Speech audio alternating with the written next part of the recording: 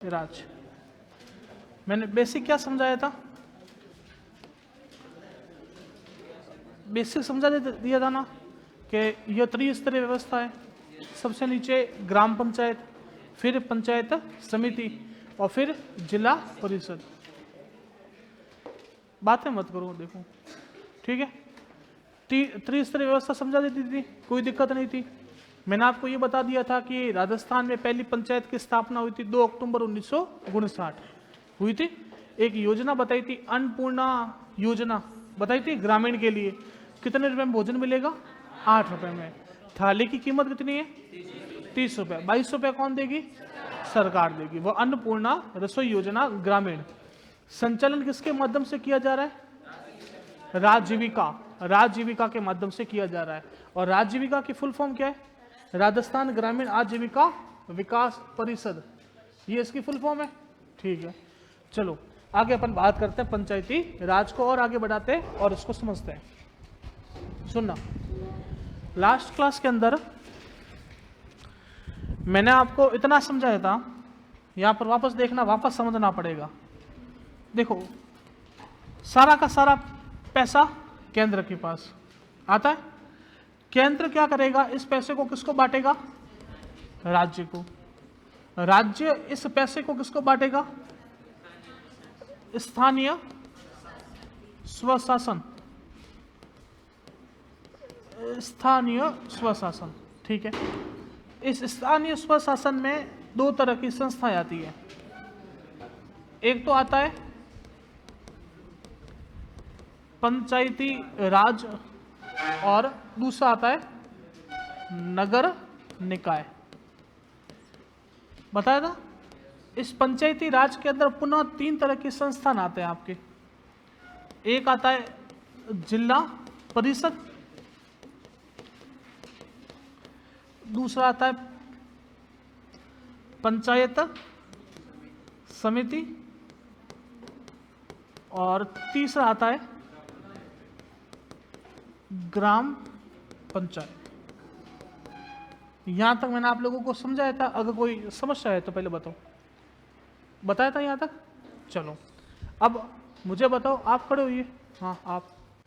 राजस्थान में जिला परिषद कितनी है? 365। कितनी पंचायत समिति है? हाँ, और कितने ग्राम पंचायत है? 11,208। बैठो, ये आज की स्थिति है। मैंने आपको क्या बोला कि जो केंद्र है वह कितना पैसा राज्य को देगा? कितना % देगा? 42%। बताया था। ये अपना 42% किसको देगा? राज्य को। लेकिन ये 42% देने का बोला किसने? तो वह बोला किसने? केंद्रीय वित्त आयोग ने बोला था। केंद्रीय वित्त आयोग। केंद्रीय वित्त आयोग, अगर मैं इसकी बात करूं तो इसका उल्लेख संविधान के किस अनुच्छेद में? आर्टिकल 280 में। ठीक है। इस केंद्रीय वित्त आयोग की अगर मैं कुछ बात करूं तो इसमें अध्यक्ष और सदस्य कितने होते हैं? 1+4। 1 होता है अध्यक्ष और 4 होते हैं सदस्य। अभी कौन से वित्त आयोग की सिफारिश से लागू है? 15वें वित्त आयोग की सिफारिश से लागू है। इसका अध्यक्ष कौन है 15वें वित्त आयोग का? NK सिंह।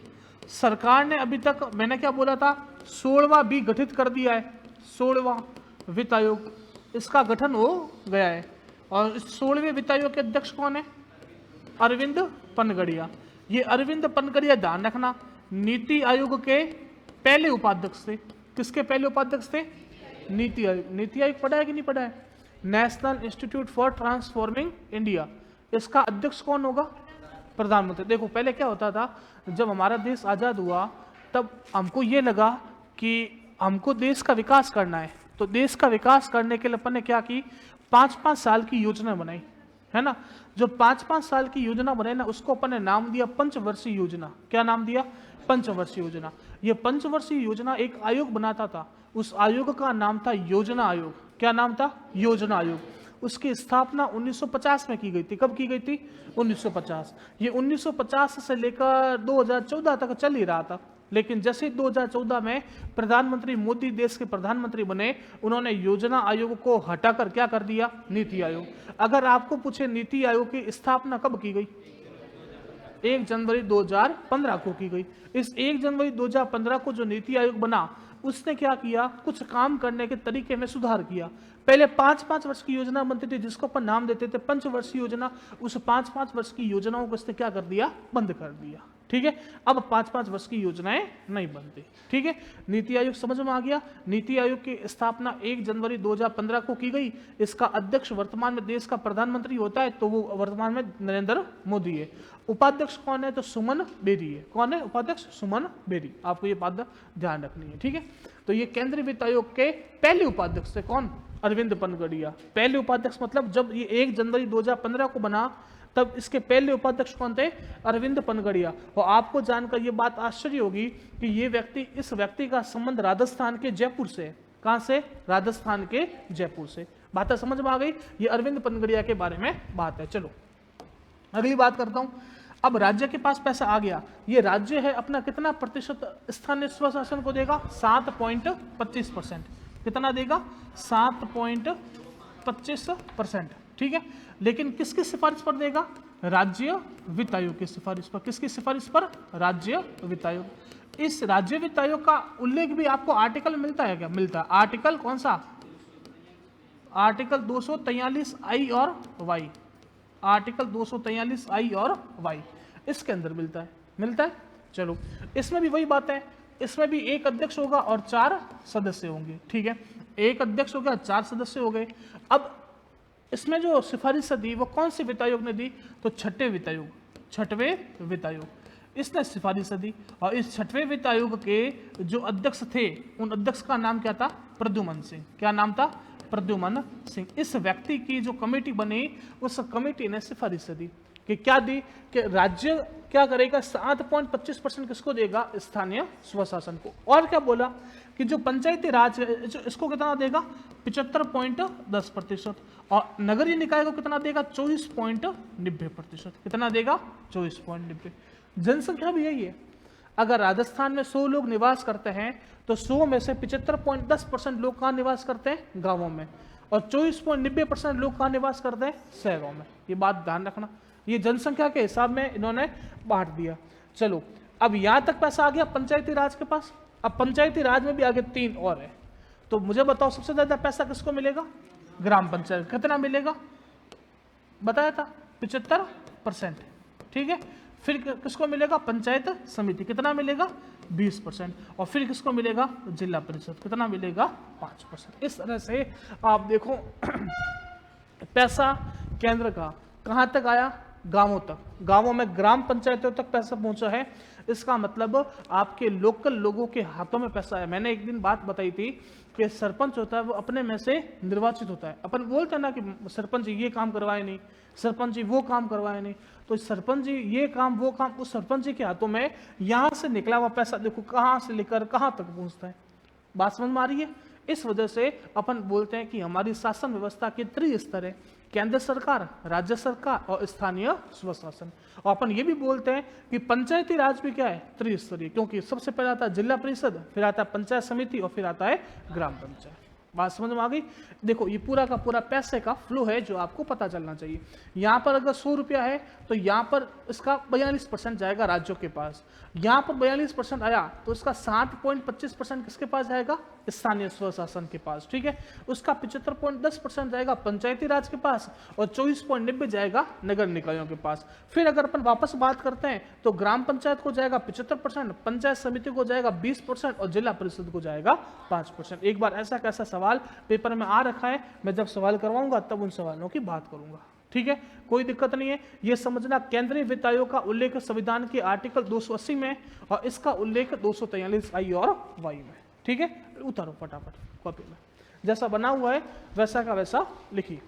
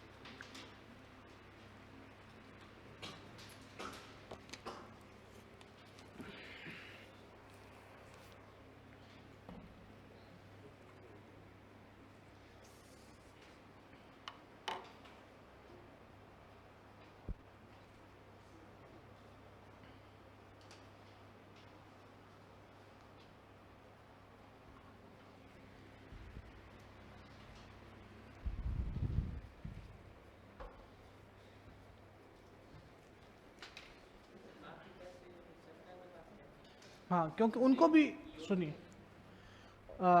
इस भाई का सवाल कि बाकी पैसे सरकार के पास रहते हैं। देखो, उनको भी तो अपने विकास करना है। देखो, मैंने आपको योजना बताई थी जिसके अंदर केंद्र और राज्य का लाभांश होता है, बताया था ना। केंद्रीय प्रधानमंत्री आवास योजना 60 रुपए देगी केंद्र सरकार, 40 रुपए देगी राज्य सरकार। तो केंद्र सरकार के पास कुछ होगा तो देगी कि ऐसे दे देगी? इसका एक एग्जांपल और मैं आपको दूंगा अभी।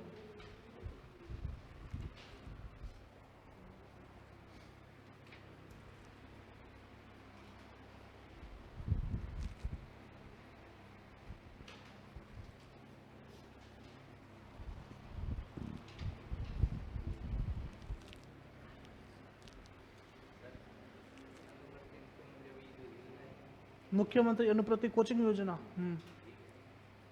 ये क्या है?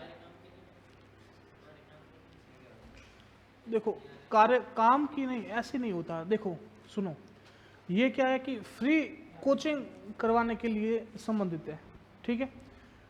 जैसे सरकार ने ये बोला कि मैं कांस्टेबल में 5,000 बच्चों को कोचिंग करवाऊंगी, रिट में 10,000 बच्चों को कोचिंग करवाऊंगी, ठीक है।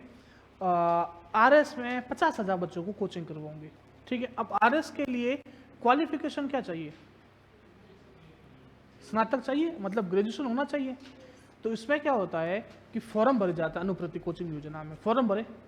अब आपके जो स्नातक में परसेंटेज है, उस परसेंटेज के आधार पर और जातिगत जो रेशियो लगता है, जैसे एससी, एसटी, ओबीसी, इसके आधार पर एक वरीयता सूची निकलेगी। अगर आपका नाम इस वरीयता सूची में आता है तो आप इस योजना का फायदा ले सकते हैं। उसमें क्या होता है, जैसे फॉर एग्जांपल मेरा नाम इस वरीयता सूची में आ गया, ठीक है, मेरा नाम आ गया। तो अब अगर मैं ऐसी कोचिंग में प्रवेश लेता हूं, ध्यान से सुनना, मैं ऐसी कोचिंग में प्रवेश लेता हूं जो मुख्यमंत्री अनुप्रति कोचिंग योजना के तहत आती है, हर कोई कोचिंग नहीं, इसकी एक पूरी की पूरी लिस्ट बनी हुई है, इस योजना में कौन कौन सी कोचिंग आती है। अगर मैं उसमें प्रवेश लेता हूं तो अपन जैसे यहाँ पे संकल्प में आप आते हो तो कार्ड चेक होते ना, कार्ड चेक। वैसे वहां पे भी जाओगे तो कार्ड चेक होंगे, लेकिन वहां पर क्या होगा कि आपको एडमिशन दिलवाया किसने? सरकार ने। तो सरकार सीधा का सीधा जो पैसा है वो कोचिंग संचालक के खाते में जमा कर देगी। मतलब आप बीच में हो, यहाँ पर सरकार है, यहाँ पर कोचिंग संचालक है, आपको कोई लेना देना नहीं है। सरकार सीधा का सीधा पेमेंट उठाएगी और किसके खाते में डालेगी? कोचिंग संचालक के। ये योजना कौन सी है? अनुप्रति कोचिंग योजना। बात समझ में आ गई?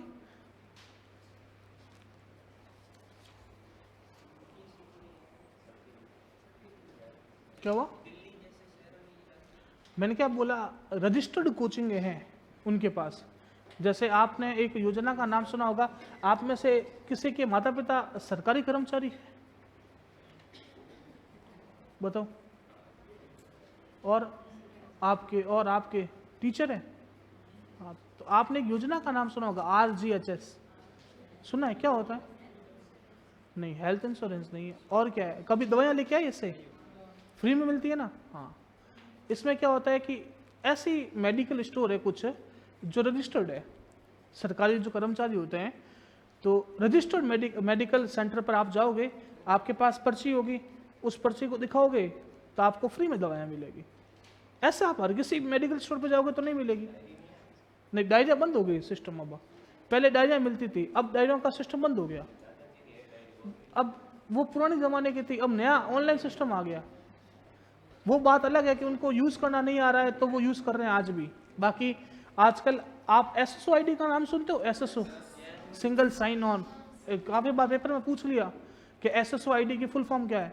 सिंगल साइन ऑन, ठीक है।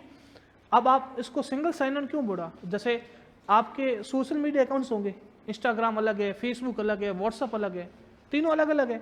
अब फेसबुक के पासवर्ड अलग होंगे, इंस्टाग्राम के पासवर्ड अलग होंगे, लेकिन इसका नाम क्या है? Single sign on. मतलब आप सिर्फ एक बार साइन इन करोगे ना, आपको जितनी भी सुविधा है ना, उन सब का फायदा आपको SSO पे मिल जाएगा।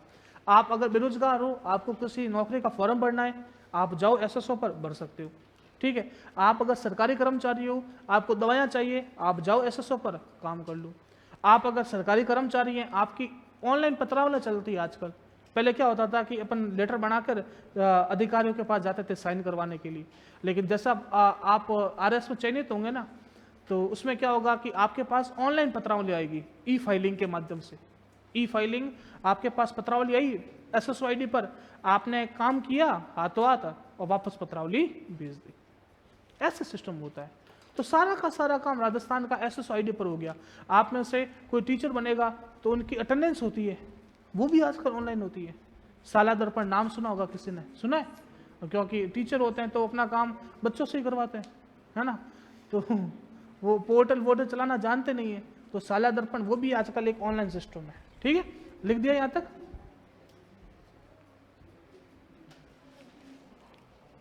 आजकल हमारे जो RSM-SSB है ना, जानते हो, RSM-SSB राजस्थान राज्य कर्मचारी आयोग, उनके अध्यक्ष हैं आलोक राज। उन आलोक राज जी ने बोला कि अपन का जब सिलेक्शन होता है तब अपन DV करवाते हैं, डॉक्यूमेंट वेरिफिकेशन करवाता है ना। तो डॉक्यूमेंट वेरिफिकेशन कैसे होता है? तो आप अपने सारे के सारे ओरिजिनल डॉक्यूमेंट साथ लेकर जाओ, एक सेट फोटोकॉपी का साथ लेकर जाओ।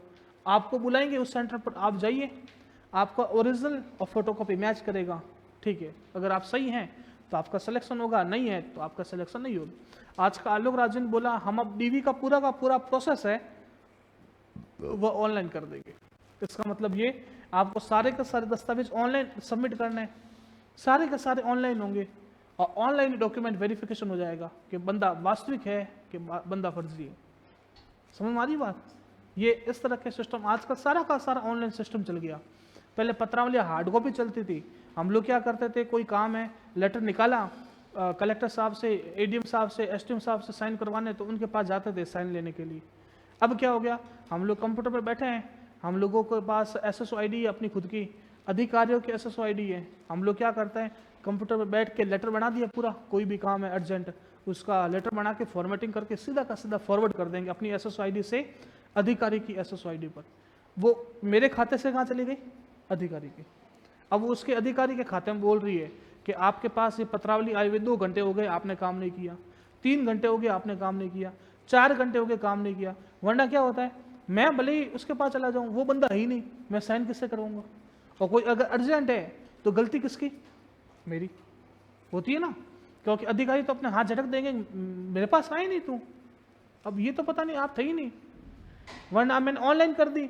अब ये तो हो गया कि भाई उनके खाते में पड़ी है, अगर 5 दिन पड़ी रह गई तो गलती किसकी, बस इसलिए सारी की सारी ऑनलाइन पत्रावलियां चलती है। ठीक है, सुनिए, ये मैंने आपको समझा दिया था बायोफ्यूल वाला, ये पूरा का पूरा सिस्टम था, ये अपन ने बात कर ली। ठीक है, अगली अपन बात करते हैं, ये जो छठा वित्त आयोग है इसकी हेडिंग डालो, छठा वित्त आयोग, लिखिए हेडिंग लिखो, छठा वित्त आयोग। मैंने बताया था ये राज्य वित्त आयोग की बात हो रही है। राज्य वित्त आयोग में जो प्रद्युमन सिंह अध्यक्ष है वो कौन से वित्त आयोग के, छठे वित्त आयोग। लिखो छठा वित्त आयोग। इसका गठन लिखना 12 अप्रैल 2021, ये तारीख लिखिए 12 अप्रैल 2021। अध्यक्ष प्रद्युमन सिंह मैंने आपको बता दिया, और इसके सदस्य ध्यान रखना अभी 2 ही है, अशोक लाहौटी और लक्ष्मण सिंह रावत। लिखिए गठन 12 अप्रैल 2021, गठन 12 अप्रैल 2021। अध्यक्ष प्रद्युमन सिंह, सदस्य अशोक लाहौटी और लक्ष्मण सिंह रावत।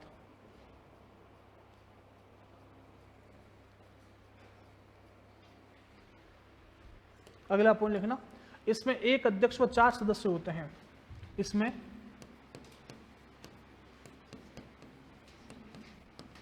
एक अध्यक्ष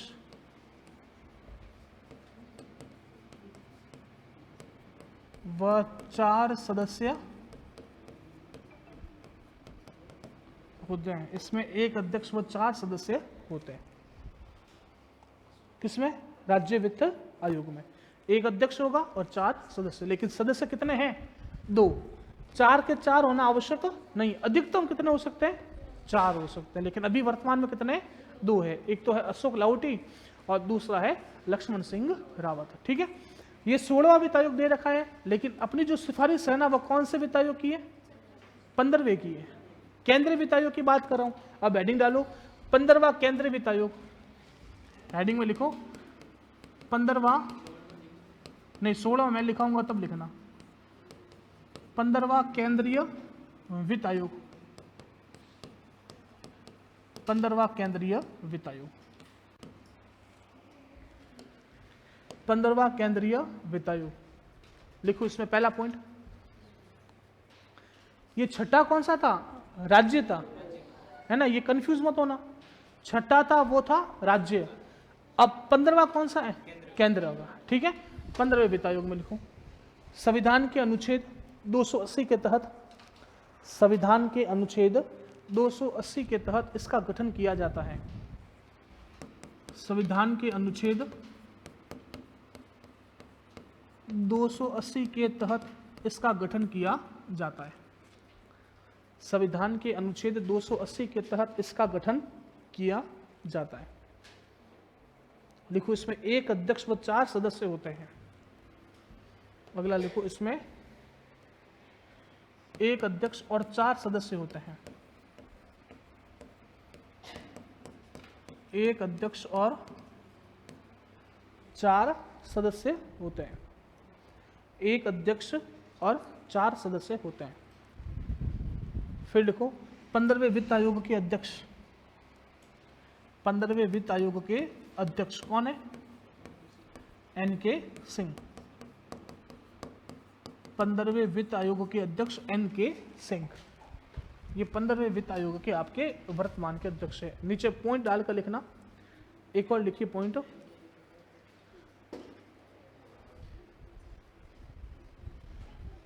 थोड़ा दूर से,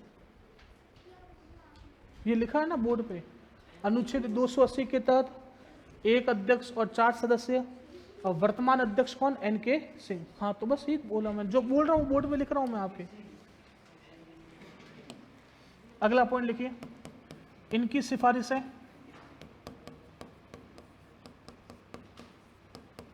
इनकी सिफारिशें 2025-26 तक लागू होगी। इनकी सिफारिशें 2025-26 तक लागू होगी।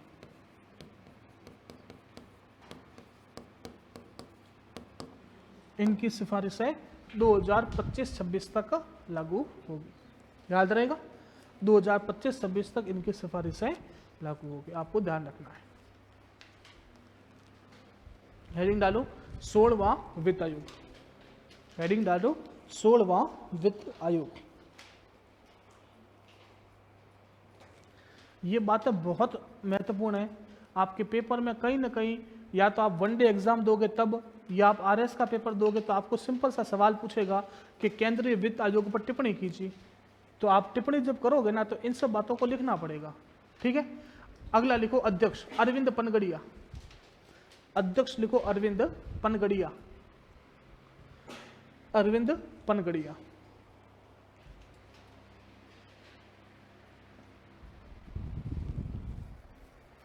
अध्यक्ष अरविंद पनगड़िया लिखा। सदस्य लिखो, देखो इसके सदस्य कितने? 3। ये सौम्या कांति घोष मत लिखना, 3 सदस्य इसके। पहला नाम लिखो अजय नारायण झा, पहला नाम लिखो अजय नारायण झा। फिर लिखना एन.ए. जॉर्ज मैथ्यू और मनोज पांडा, ये इसके सदस्य। अजय नारायण झा, मनोज पांडा और एनी जॉर्ज मैथ्यू। सदस्य कितने हो सकते हैं? 4 हो सकते हैं, लेकिन कहीं पर भी 4 दिखे नहीं। यहां पर भी 2 थे, यहां पर 3 है ना। 4 के 4 बहुत कम होते हैं। 3 सदस्य अभी, अजय नारायण झा, मनोज पांडा और एनी जॉर्ज मैथ्यू, ठीक है, लिख दिया। सचिव मत लिखना, गठन लिखो सीधा 31 दिसंबर 2023, 31 दिसंबर 2023, 31 दिसंबर 2023। अब सुनना, ठीक है, सुनना। अब यहाँ पे मैडम आप बताइए, आप, मैंने क्या लिखा? इनकी सिफारिश 2025-26 तक लागू होगी। तो 25-26 का मतलब क्या है? 25-26 का मतलब क्या है? 1 अप्रैल 2025 से 31 दिसंबर, आगे क्या? कौन बताइए मैडम। हाँ, 2025 तक लागू नहीं रहेगी, यूँ नहीं होता। एक 31 दिसंबर नहीं मैडम, 1 अप्रैल 2025 से 31 मार्च 2026। मैंने आर्थिक समीक्षा के अंदर स्टार्टिंग के अंदर भी मैंने यही लाइन बताई थी कि कहीं पर भी अगर 2025, 26, 23, 24 आ जाए, अपन आर्थिक समीक्षा कौन सी पढ़ रहे हैं, 2023, 24, मतलब 1 अप्रैल 2023 से 31 मार्च 2024। अब सुनो, यहाँ पर क्या रहा, 31 मार्च 2026, मार्च खत्म हो गया, अगला महीना कौन सा आएगा, अप्रैल, तो इसका कार्यकाल हो गया 1 अप्रैल 2026 से 5 वर्ष। समझ में आई बात? तो इसका कार्यकाल लिखो, 1 अप्रैल 2026 से 5 वर्ष तक इसका कार्यकाल होगा। पॉइंट ध्यान से पढ़ना अपन को, एक एक पॉइंट है ना क्लियर होना चाहिए।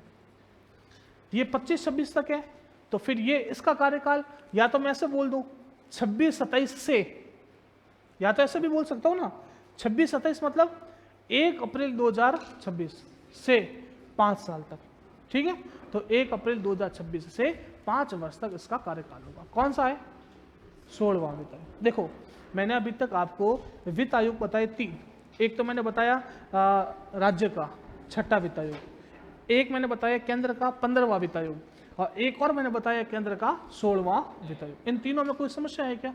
आपको मुख्य बात ध्यान रखनी है कि राजस्थान में जो 6ठा वित्त आयोग चल रहा है उसके अध्यक्ष है प्रद्युमन सिंह, सदस्य है अशोक लाहौटी और लक्ष्मण रावत। केंद्र में जो 15वां वित्त आयोग चल रहा है उसके अध्यक्ष है एनके सिंह, इसकी सिफारिश है 2025-26 तक लागू होगी।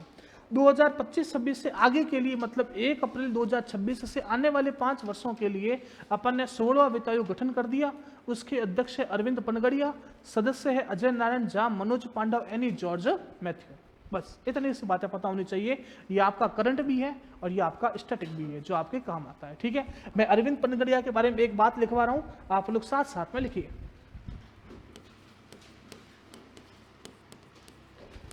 अरविंद पनगड़िया भारत के नीति आयोग के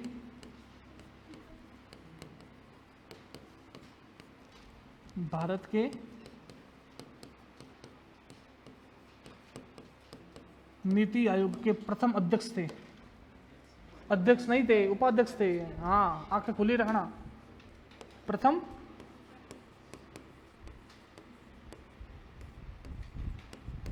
उपाध्यक्ष थे। नीति आयोग के बारे में 2 पॉइंट लिखवा रहा हूं। पहला पॉइंट, आपके नीति आयोग कहीं पढ़ा है आप लोगों ने अभी तक? कहीं पढ़ा है नीति आयोग? हाँ, तो 1 जनवरी 2015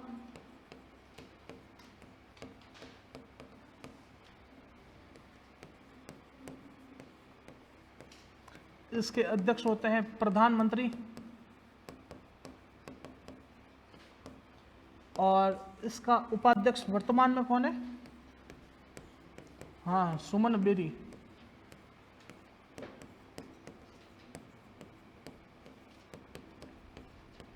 मैं नीति की फुल फॉर्म भी लिखवा रहा हूं, वो भी लिखना।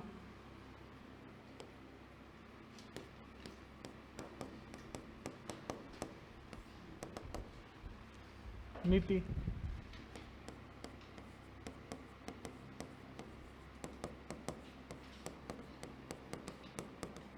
नेशनल इंस्टीट्यूट फॉर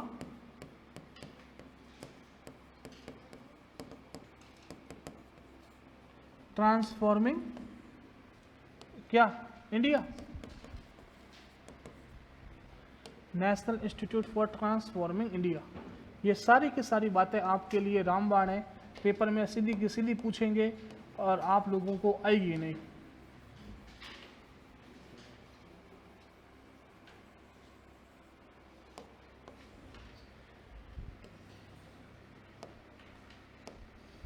राजस्थान में नीति की तर्ज पर क्या बन रहा है?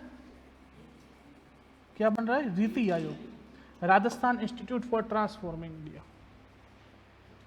ठीक है, समझ में आ गया? कोई दिक्कत, कोई समस्या? पूरी बात मैंने क्लियर की है, पैसों का बंटवारा और वित्त आयोग के बारे में जो आपके आर्थिक समीक्षा के अंदर उल्लिखित है। मैं उम्मीद कर रहा हूं कि यहां तक कोई समस्या नहीं होनी चाहिए आपके।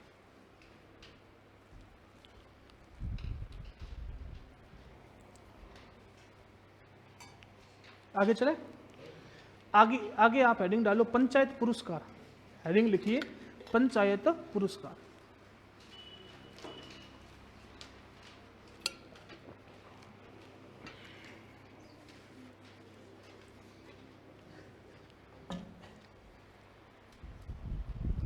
आपके रीजनिंग की क्लास शुरू हो गई क्या? कब से हुई?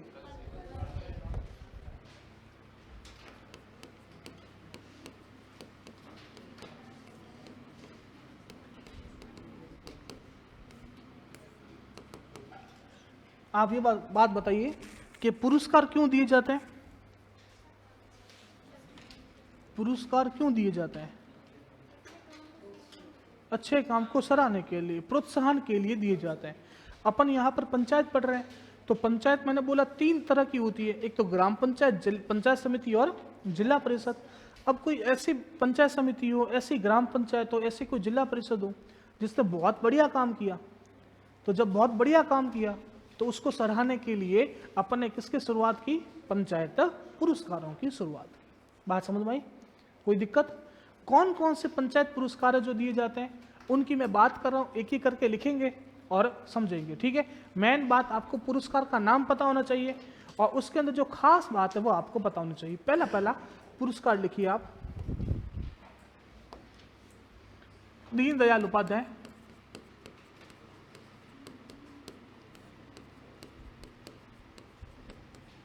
दीनदयाल उपाध्याय पंचायत सशक्तिकरण पुरस्कार।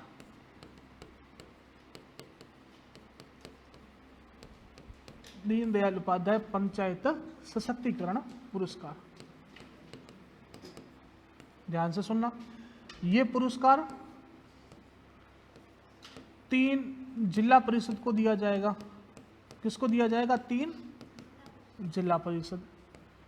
ये पुरस्कार 3 पंचायत समिति को दिया जाएगा, 3 पंचायत समिति को, और यही पुरस्कार 3 ग्राम पंचायतों को दिया जाएगा। बात समझ में आई? यही पुरस्कार 3 जिला परिषदों को, 3 पंचायत समितियों को और 3 ग्राम पंचायतों को दिया जाएगा। नाम क्या है? दीनदयाल उपाध्याय पंचायत सशक्तिकरण पुरस्कार। अगला, नानाजी देशमुख। कौन सा देशमुख? हाँ, ऋतिक देशमुख नहीं, नानाजी देशमुख। नानाजी देशमुख राष्ट्रीय गौरव ग्राम सभा पुरस्कार। राष्ट्रीय गौरव ग्राम सभा पुरस्कार कौन सा है? नानाजी देशमुख राष्ट्रीय गौरव ग्राम सभा पुरस्कार। तो इसमें ध्यान रखना कितना पैसा मिलता है? 10 लाख। 10 लाख की राशि है वर्ष के अंदर दी जाती है। 2 कप पहले लिए, अच्छा एक ऊपर।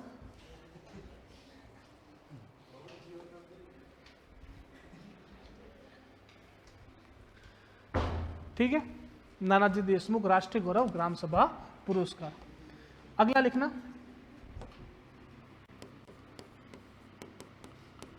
बाल हितैषी।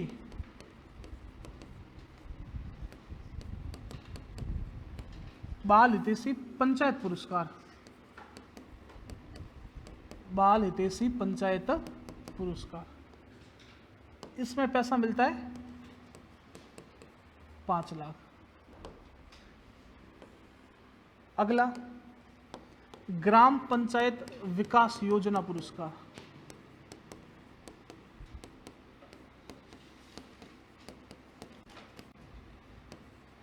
ग्राम पंचायत विकास योजना पुरस्कार, कितना पैसा मिलेगा? 5 लाख।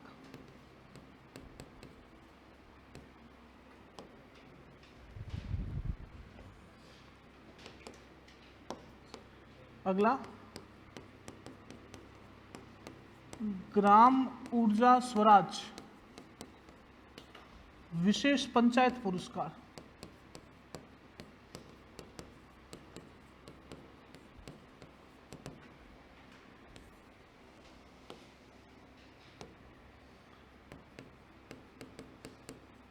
यह 3 ग्राम पंचायतों को दिया जाएगा। 3 ग्राम पंचायतों को क्या किया जाएगा? दिया जाएगा। और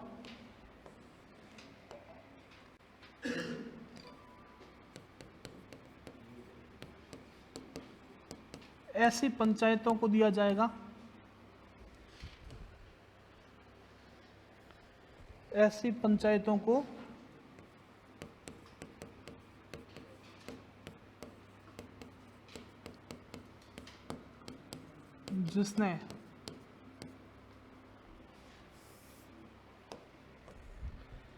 जिसने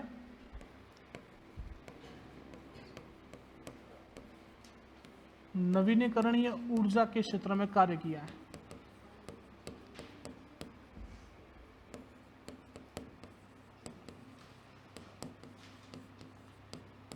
जिसने नवीनीकरणीय ऊर्जा के क्षेत्र में क्या किया है? और बोलो क्या किया है? हाँ, कार्य किया है।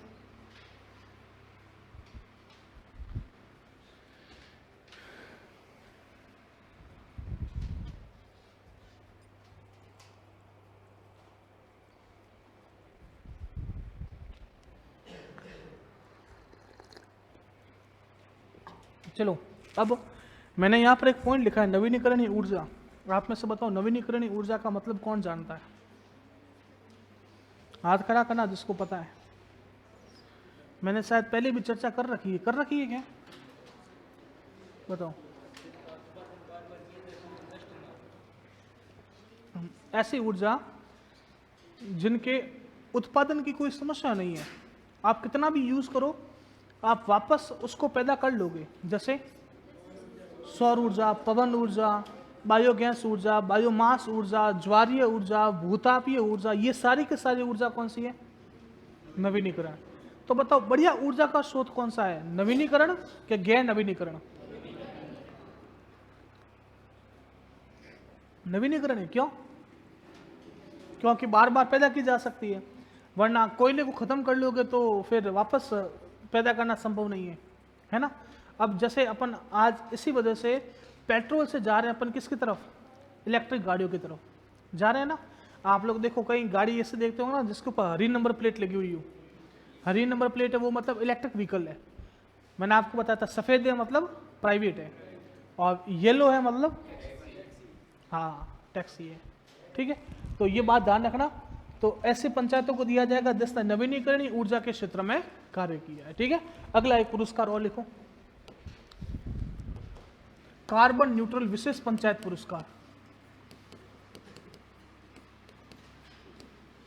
कार्बन न्यूट्रल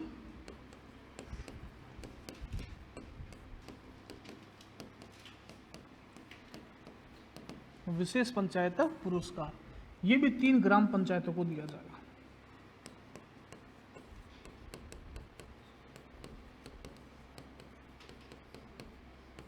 तीन ग्राम पंचायतों को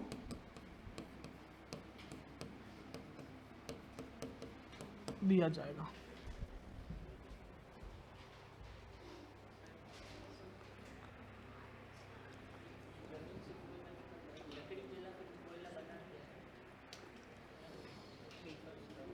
वापस बोलो। लकड़ी खुद भी तो एक ईंधन है। आप ईंधन का नुकसान करके, आप लकड़ी का नुकसान करके कोयला बना रहे हो। इवन लकड़ी तो ज़्यादा बहुमूल्य होती है कोयले से। लकड़ी बाजार में बेचने जाओगे तो 100 रुपये किलो है, और कोयला बेचने जाओगे तो 20 रुपये किलो है। समझ में आई बात? आप क्या सोचना चाह रहे हो कि मैं कोयला बनाऊँ किसको जलाकर? लकड़ी को। और लकड़ी तो कोयले से ज़्यादा बहुमूल्य है। फर्क नहीं, बात फर्क की नहीं है। आपने जो क्या पूछा कि लकड़ी को जलाकर कोयला बन सकता है। इवन इंसान जब जलता है तब भी कोयला मरता है। तो कल तो आप बोलोगे कि तुड़ी लगाए। हर चीज जलती है तो क्या बनती है? कार्बन बनती है ना। कार्बन, कार्बन क्या है? कोयला क्या है? कार्बन। समझ में आई बात? तो ये बात ध्यान रखना, हर चीज जल के कोयला ही बनती है। चलिए, अब यहां पर बताओ, मैंने कार्बन न्यूट्रल लिखा है।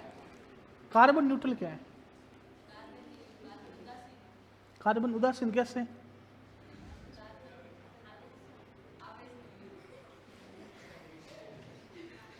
अरे विज्ञान पे जाने का नहीं बोला मैंने, ये एक सामान्य टर्म है कार्बन न्यूट्रल। न्यूट्रल का मतलब क्या, बाइक चलाते हैं ना तो उसमें गियर होते हैं, गियर अगर 3 लगे और अगर अपन 3 ऊपर कर लिए तो बाइक चलती है न्यूट्रल में, चलती है ना। कार्बन न्यूट्रल का मतलब क्या, फॉर एग्जाम्पल मैं ऐसी पंचायत, ऐसी ग्राम पंचायत के अंदर रहता हूँ जहाँ पर 10 फैक्ट्रियाँ हैं और फैक्ट्रियों से कोई सामान बनेगा, सीधी सी बात है, तो क्या निकलेगा, धुआं, धुआं निकलेगा। धुआं क्या है, कार्बन। तो अगर मान लूं कि मैं अगर अपनी फैक्ट्री से या अपने पंचायत से 10 किलोग्राम कार्बन निकाल रहा हूं, तो क्यों ना मैं इतने पेड़ पौधे लगाऊं कि उस 10 किलोग्राम कार्बन जो निकल रही है ना, उसको वो क्या कर ले, पेड़ पौधे न्यूट्रल कर ले। तो जितना निकला प्लस अवशोषित किया, तो कार्बन क्या हो गया, न्यूट्रल। इसको अपन बोलते हैं ना, तो आवेश आवेश कुछ नहीं है ना।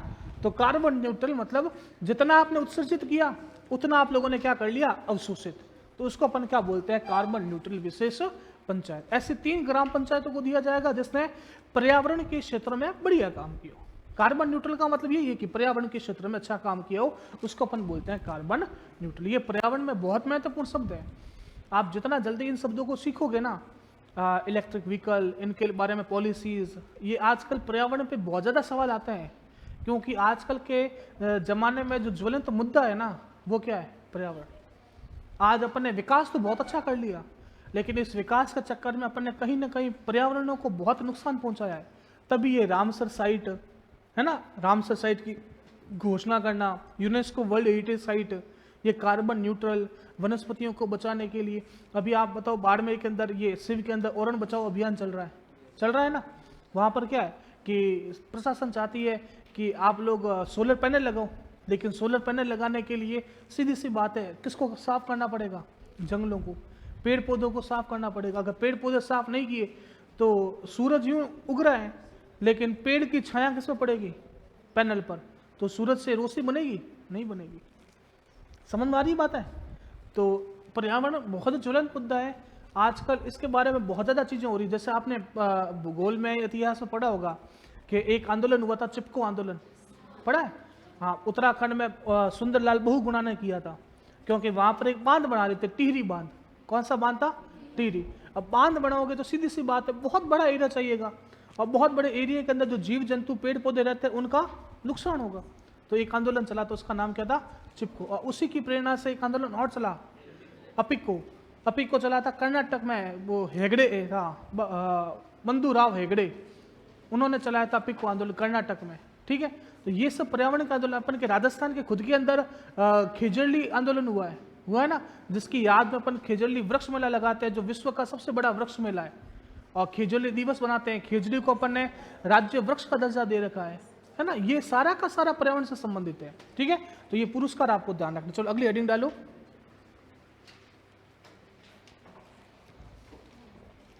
स्वामित्व योजना।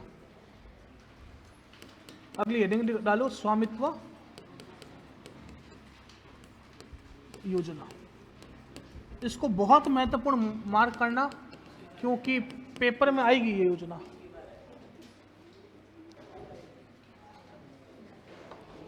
पिछली बार आरएस की बात नहीं कर रहा, कई पेपरों के अंदर ये योजना पूछी है। स्वामित्व, सुनना, स्वामित्व का मतलब क्या होता है, स्वामी का मतलब क्या है, स्वामी, मालिक। स्वामी का मतलब होता है मालिक। स्वामित्व मतलब मेरा इस पर हक है, मैं इस टेबल का स्वामित्व रखता हूं। इसका मतलब ये हो गया कि मैं इस टेबल का मालिक हूं, होता ना स्वामित्व। तो यहां पर स्वामित्व का मतलब क्या होता है, ये मैं पंचायत के अंदर पढ़ा रहा हूं, ध्यान से सुनना। क्या होता है कि अपन जब आरएस के अंदर आप जब सिलेक्ट होते हो ना, तो उसके अंदर बहुत तरह की भर्तियां आती है। एक तो होता है proper RS, Rajasthan administration services, जिसके अंदर आप लोग एसडीएम बनते हैं। फिर आता आरपीएस, राजस्थान पुलिस सर्विसेज, जिसके अंदर आप लोग डिप्टी बनते हो, है ना। फिर एक आता आरटीएस, राजस्थान तहसील सर्विसेज। एक आता आरएसईएस, राजस्थान अकाउंट सर्विसेज, जिसके अंदर आप लोग टीओ एओ बनते हो, ट्रेजरी ऑफिसर, अकाउंट ऑफिसर, है ना। सुनना, जब आप लोग तहसीलदार बनते हो तो तहसीलदार एक फील्ड जॉब है, मतलब आप लोगों को फील्ड के अंदर विजिट करना पड़ता है। गांवों के अंदर होता है, तहसीलों के ऊपर होता है तहसीलदार। और जब आप तहसीलदार बनते हो ना, तो सबसे ज़्यादा समस्या आती है भूमि के स्वामित्व की। दो भाई थे या एक बाप था, उसके दो बेटे थे। बाप गया तो उन्होंने क्या किया, भूमि का बंटवारा किया। भूमि का बंटवारा किया, दो भाइयों को भूमि दी। एक भाई कुछ ज़्यादा ही चालू था, तो चालू होते होते उसने खेती करते करते थोड़ा थोड़ा कब्जा करते करते दूसरे के खेत में घुस गया। समस्या हो गई, वो केस कर दिया कोर्ट में। या फिर आप लोगों ने देखा होगा, गांवों के अंदर रास्ते नहीं होते, तो पुराने ज़माने में क्या होता था कि गांवों को कूद कर अपन रास्ता बना लेते थे। वो रास्ता पहले दादाओं ने बनाया, बेटों ने बनाया, फिर पोतों ने बनाया, ऐसे ऐसे अब उनको ये लगने लग गया कि ये तो सरकारी संपत्ति है, जबकि ये पता नहीं था कि वो एक खेत है। और खेत किसका है? प्राइवेट, किसी एक व्यक्ति का खेत है। तो जब आरटीएस बनते हैं ना, तो इस तरह की समस्या बहुत ज़्यादा आती है अपने सामने, कि खेतों की समस्याएं, भूमि संबंधित समस्याएं। और इस समस्या का मूल कारण क्या है कि हमारे पास सही ढंग से मैप तैयार नहीं है, हमारे पास सही ढंग से मानचित्र तैयार नहीं है। कभी शहरों के अंदर देखा इस तरह की समस्या आई कि कभी किसी का प्लॉट के अंदर किसी ने कब्जा कर लिया? बहुत कम आती है, क्योंकि शहरों के अंदर क्या होता है, मैप सही ढंग से प्रिपेयर होते हैं। तो इस समस्या का निजात दिलाने के लिए इस योजना की शुरुआत की। योजना का नाम क्या है? स्वामित्व। इसके अंदर क्या होगा, एक संस्था है भारतीय सर्वेक्षण विभाग। क्या नाम है?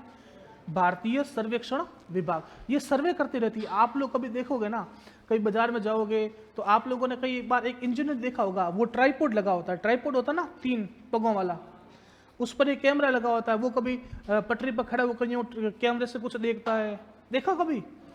वो येलो टोपी पहनकर, वो होता है सर्वेक्षण करता, वो मैप तैयार करता है। तो इसमें अपन ने क्या किया, स्वामित्व योजना में ड्रोन के माध्यम से गांवों का डिजिटल मानचित्र तैयार किया। किसकी सहायता से? ड्रोन। ये फीते लेकर नहीं, है ना, तो गांव में देखता हो फीते नहीं, ड्रोन की सहायता से आप लोगों ने डिजिटल मानचित्र तैयार किया। और डिजिटल मानचित्र तैयार करके आप लोगों ने किसको दे दिया? ग्राम पंचायतों को दे दिया। और ग्राम पंचायतों ने इस डिजिटल मानचित्र के आधार पर पट्टों का वितरण किया। तो पट्टों का वितरण किया, जैसे मैं ग्राम पंचायत हूँ, मेरे को मैप तैयार करके दिया। अब मेरे को पता चलेगा ये खसरा नंबर 6/3420 ये खसरा नंबर है, मुझे पता है इसका मालिक ये है, तो मैंने इसको पट्टा जारी कर दिया। बात समझ में आ रही है? तो मैप के आधार पर पट्टा जारी किया गया है, तो भविष्य में गलती होने की संभावना है क्या? नहीं है, क्योंकि ड्रोन की सहायता से तकनीक का इस्तेमाल किया आप लोगों ने। इस वजह से इस योजना का नाम क्या है? स्वामित्व योजना। आपको पेपर में सवाल पूछेगा, स्वामित्व योजना का संबंध किससे है? शिक्षा में सुधार करने से, मिड डे मील में पोषक तत्वों की सुधार करने से, तीसरा जमीनों का डिजिटल मानचित्र तैयार करने से, या चौथा इनमें से कोई नहीं, डिजिटल मानचित्र तैयार करने से। ठीक है, पेपर में बहुत तरह के सवाल आते हैं। जितनी योजना पढ़ाई है उनमें सबसे महत्वपूर्ण योजना कौन सी है? स्वामित्व योजना। ठीक है, लिखना शुरू करो।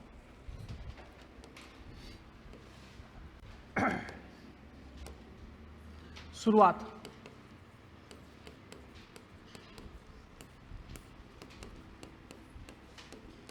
24 अप्रैल 2000 कब हुई? 20 को 24 अप्रैल तारीख कुछ याद आई? पंचायती राज दिवस। बहुत सारी योजनाएं 24 अप्रैल को शुरू हुई है। 24 अप्रैल 2020 शुरुआत। इसमें क्या होगा? यह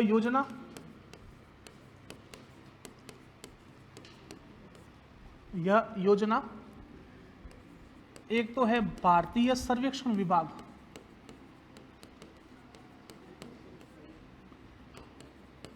भारतीय सर्वेक्षण विभाग प्लस पंचायती राज प्लस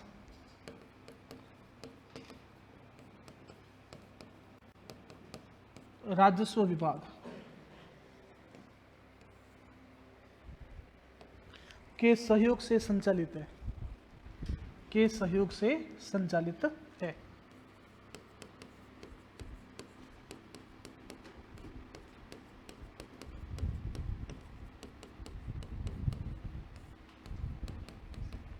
के सहयोग से संचालित है।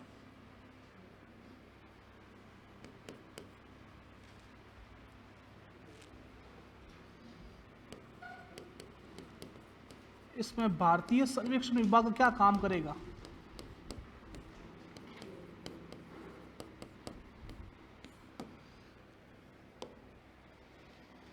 भारतीय सर्वेक्षण विभाग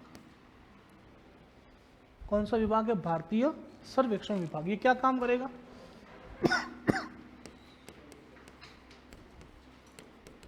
राज्य के प्रत्येक गांवों के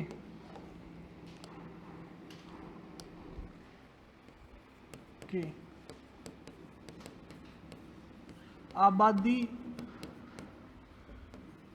वाले क्षेत्रों का ड्रोन के माध्यम से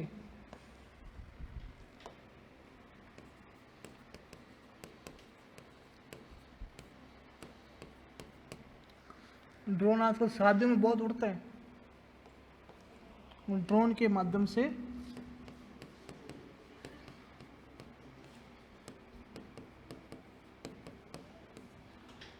डिजिटल मानचित्र तैयार करेगा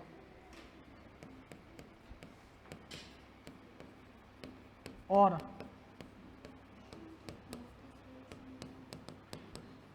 ग्राम पंचायत को सुपुर्द करेगा।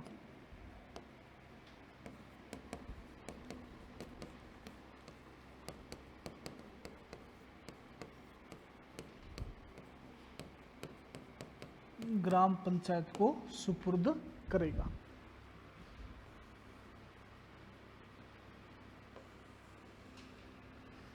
ग्राम पंचायत क्या करेगी?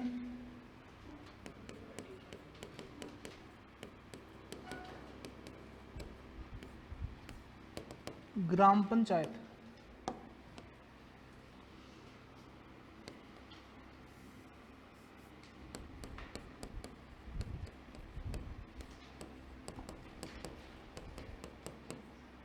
डिजिटल मानचित्रों के आधार पर, किसके आधार पर? हाँ, डिजिटल मानचित्रों के आधार पर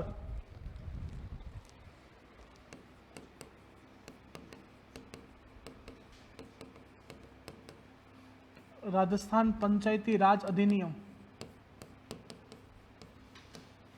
1996, याद करो 1996 मैंने लिखवाया था कि 1952 था पंचायती राज अधिनियम, जिसका संशोधन हुआ था 96 में। सबसे स्टार्टिंग पॉइंट मैंने पंचायती राज में ही लिखवाया था। राजस्थान पंचायती राज अधिनियम 1996 के तहत लिखवाया था।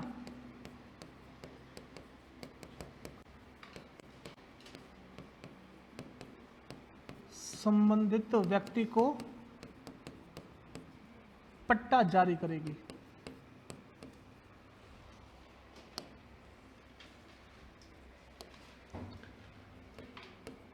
मिला कि नहीं मिला? मिला? 94 लिखाया? नहीं, वो 96 है। 94 कैसे लिख दिया? 94 नहीं, 96 है। 4 है क्या? 4 है, उसको 6 करो, 4 को 6 करो। सबसे पहले लिखा होगा पंचायती राज में।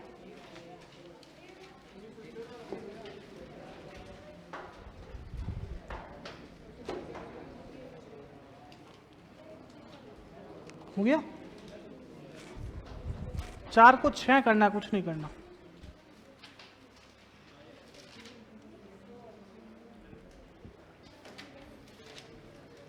पंचायती राज जहां हेडिंग डाली है उसी के नीचे तीसरी चौथी लाइन होगी। 4 की जगह क्या करना है? 6। ठीक है, ये लिख दिया।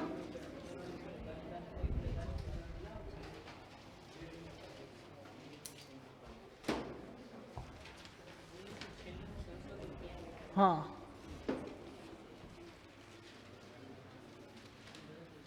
ये योजना क्लियर है क्या? योजना कौन सी है? स्वामित्व योजना। मैं बोल रहा हूं सुपर इंपोर्टेंट सवाल बनेगा यहां से। राजस्व क्या काम करता है? देखो, राजस्व का संबंध क्या होता है? भूमि से। भूमि का काम आएगा मतलब राजस्व आएगा। आपको पता है अपन के राजस्थान में एक मंत्री होता है, राजस्व मंत्री। नाम सुना है? पहले हरीश चौधरी थे ना? तो राजस्व का काम ही भूमि से होता है। भूमि आवंटन करना काम कौन करता है? राजस्व। तो जब भी भूमि का नाम आएगा राजस्व तो अपने आप आएगा ही आएगा। ठीक है, चले अपन आगे। ये कौन सी योजना हो गई? हाँ, स्वामित्व योजना। चलो अगली योजना लिखो, अंबेडकर भवन योजना। अंबेडकर भवन योजना।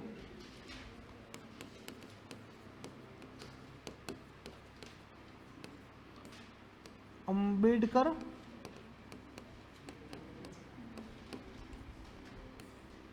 कभी किसी ने गांव में देखा इस तरह के भवन बने हुए? देखा? पंचायत भवन होते हैं एक तरह के, पंचायत भवन देखे? कई जगह पंचायत भवन होते हैं, कई जगह पंचायत भवन नहीं है ना। तो 18-19 के बाद इस योजना की शुरुआत की थी, तो योजना का नाम पड़ा अंबेडकर भवन योजना। इसके अंदर क्या होता है कि पंचायत भवन बनाए जाएंगे, और एक पंचायत भवन की जो लागत होगी ना, वह लगभग 50 लाख होगी। कितनी होगी?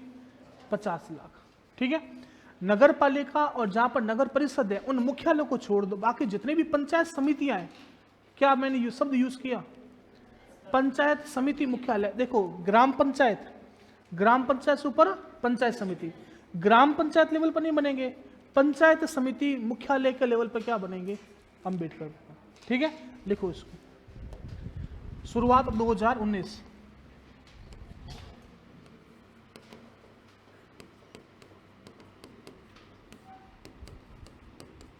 शुरुआत 2019। अगला पॉइंट,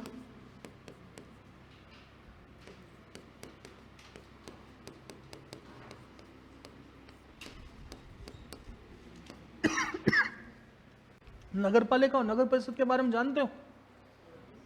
नगरों के अंदर या शहरों के अंदर जो साफ सफाई, शहरों की जो रख रखाव करने का जो कार्य है वह कौन करता है? नगर पालिका और नगर परिषद। अभी अभी एक वैकेंसी आई थी, आपने नाम सुना होगा, EORO, रद्द हो गई है ना, रद्द हो गई थी।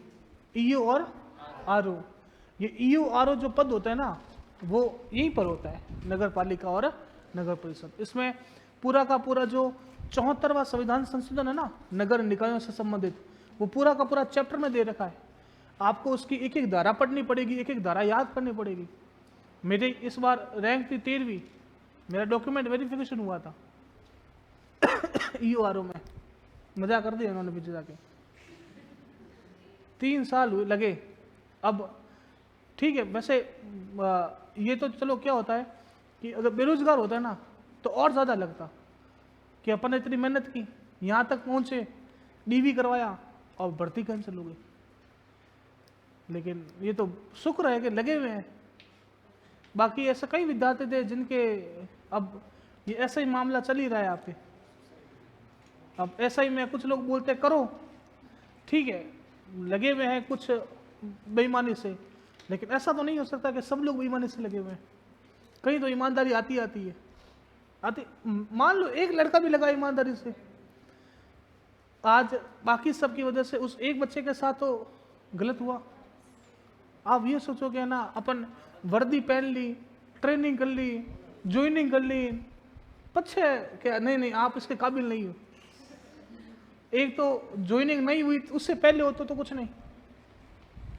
नगर पालिका और परिषद के मुख्यालयों को छोड़कर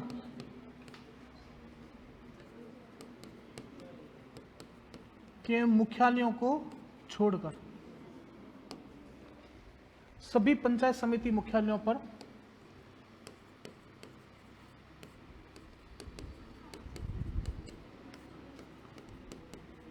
सभी पंचायत समिति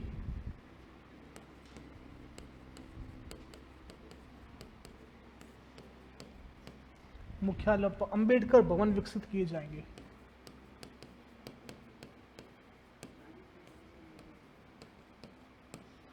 अंबेडकर भवन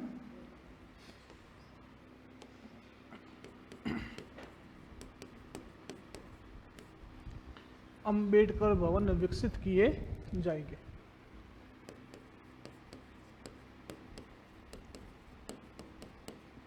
एक अंबेडकर भवन की लागत कितनी है? 50 लाख।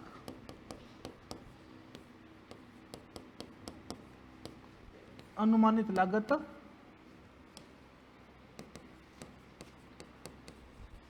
50 लाख।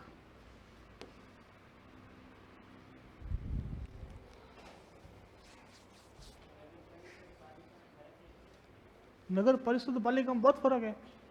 परिषद का आकार बहुत बड़ा होता है, निगम का आकार बहुत बहुत बहुत बहुत बड़ा होता है, पालिका थोड़ी छोटी होती है।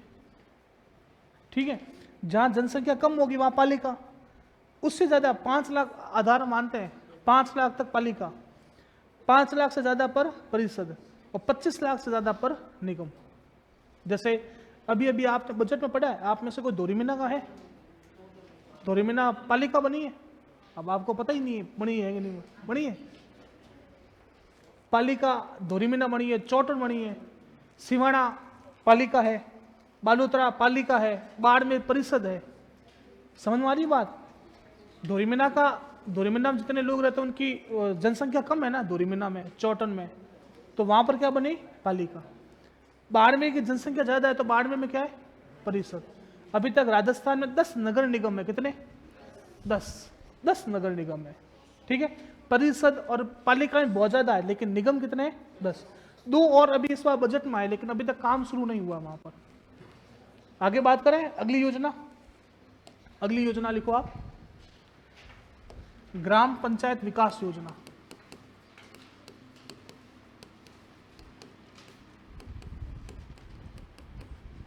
ग्राम पंचायत विकास योजना।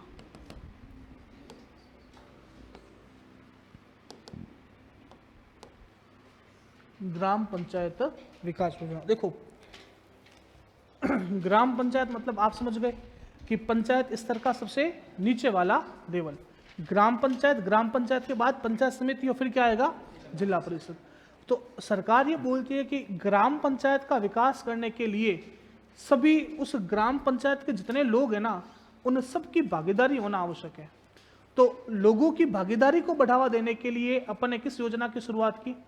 ग्राम पंचायत विकास। एक ऐसी भागीदारी मैंने एक और करवाई थी, महात्मा गांधी जन भागीदारी विकास योजना, याद है? पहले इसका नाम महात्मा गांधी था, बाद में नाम क्या किया? गुरु गोविलवकर। मैंने क्या बोला था कि अगर शमशान या कब्रिस्तान की 4 दीवारी बनाओगे तो 90% पैसा सरकार देगी, 10% कौन देगा? जनता देगी। अगर आप अन्य सामुदायिक परिसंपत्तियों का निर्माण करोगे तो 70% सरकार देगी, 30% कौन देगी? और अगर वही टीएसपी एरिया हो गया तो वहां पर 80% सरकार देगी, 20% जनता देगी। वैसे के वैसे जनता की भागीदारी को बढ़ाने के लिए अपने एक योजना शुरू की और इस योजना का नाम है ग्राम पंचायत विकास योजना। एक बात और सुनना, अब गांवों में ना लोग इतने जागरूक होते नहीं है, इतने पढ़े लिखे होते नहीं है। शहरों में क्या होता है कि अगर अपन के अधिकारों का हनन होता है ना तो अपन फट आवाज उठा देते हैं, होता है ना। जैसे अपन हॉस्पिटल गए, हॉस्पिटल में डॉक्टर नहीं मिला अपन को अपनी सीट पर, तो वहां पर नंबर लिखा होता है कि आप इस नंबर पर शिकायत कर सकते हैं। अपन फट क्या करेंगे? फोन लगाकर शिकायत कर देंगे, होता है ना। शहरों में अपन पढ़े लिखे हैं, गांव वाले क्या करेंगे? एक तो उनको शिक्षा का ज्ञान होता नहीं है, वो बैठ कर वेट करेंगे, वो पूरा दिन निकाल देंगे, लेकिन उनको ये पता नहीं होता कि आगे कदम कौन सा उठाना है। ये फर्क होता है शहरों में और गांवों में, होता है ना। तो अपन भले कितनी योजना शुरू करें, अपन ने योजना शुरू की ग्राम पंचायत विकास योजना। योजना का उद्देश्य है कि गांवों की भागीदारी को बढ़ाया जाए। भागीदारी को क्या बढ़ाए? उनको खुद के काम से फुर्सत नहीं है, समझ में आई? उनको तो चाहिए दिन की दिहाड़ी मजदूर, 2 टाइम का खाना। उनको खुद के विकास से क्या मतलब, क्योंकि उन्होंने कभी ये परिकल्पना की नहीं। आज अपन शहर के अंदर है ना, आज मैं किसी को देखता हूं कि यार उसके पास फॉर्चूनर गाड़ी है तो मेरे पास भी होनी चाहिए, है ना। गांव में सब लोग देखते हैं इसके पास कुल्हाड़ी है तो मेरे पास भी कुल्हाड़ी होनी चाहिए। समझ में आ रही बात? तो गांवों में जागरूकता बढ़ाने के लिए अपन ने इस योजना के तहत एक अभियान शुरू किया और उस अभियान का नाम है सबकी योजना सबका विकास। ये पेपर RS 2021 में सवाल पूछा था कि सबकी योजना सबका विकास अभियान किस योजना के तहत शुरू किया गया। योजना का नाम है ग्राम पंचायत विकास योजना। ठीक है, समझ में आ गई क्यों इस अभियान को शुरू किया? ताकि लोगों तक जागरूकता को बढ़ाया जा सके। देखो, अगर अपने पास सपने नहीं होंगे ना, अगर अपने पास कोई उद्देश्य नहीं होगा तो जीवन जीने का कोई मतलब नहीं है। आज आप लोगों के सामने उद्देश्य है कि RS बनना, ठीक है, तो आप लोग सुबह जल्दी उठते हैं, पढ़ाई करते हैं, कोचिंग का टाइम होता है तो कोचिंग आते हैं, यहाँ पर मन लगा कर पढ़ते हो, वापस घर पे जाके पढ़ोगे, है ना।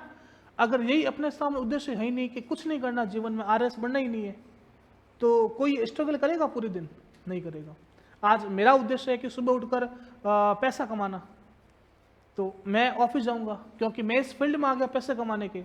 आप अभी तक इस फील्ड में नहीं हो, है ना, तो मैं सुबह ऑफिस जाऊंगा क्योंकि मुझे क्या चाहिए? पैसा।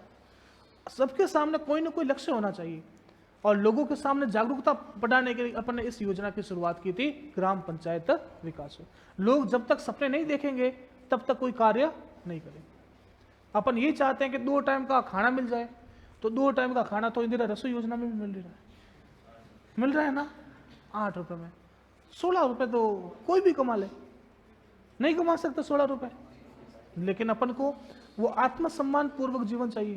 तो इस वजह से इन सब योजनाओं की शुरुआत की जाती है। लिखो उसमें ग्राम पंचायत विकास योजना,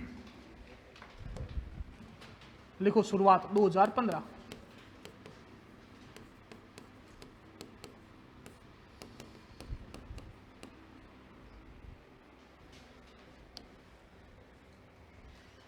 शुरुआत 2015।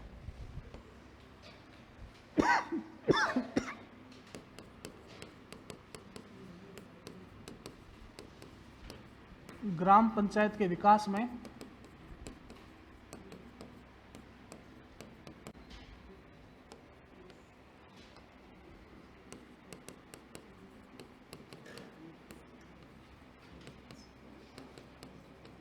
ग्रामीणों की भागीदारी को बढ़ाना,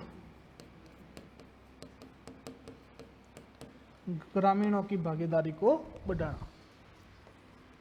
कौन सा विभाग संचालित कर रहा है? पंचायती राज मंत्रालय। पंचायती राज विभाग द्वारा संचालित।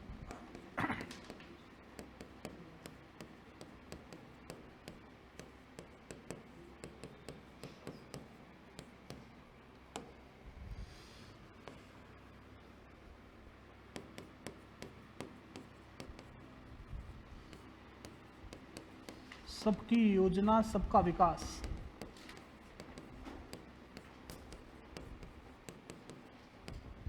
सबकी योजना सबका विकास।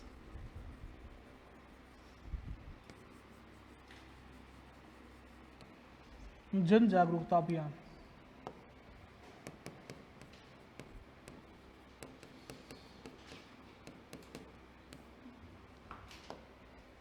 जन जागरूकता अभियान।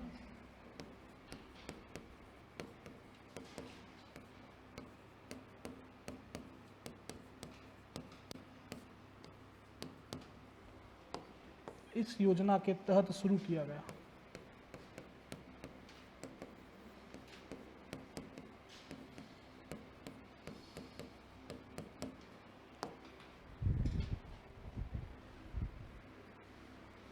ग्राम पंचायत विकास योजना।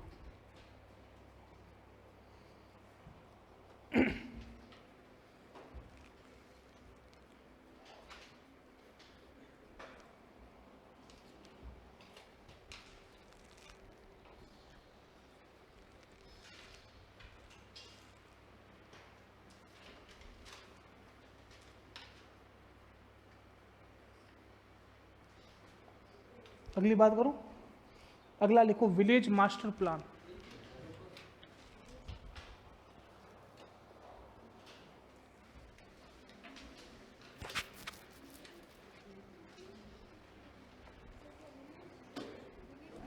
विलेज मास्टर प्लान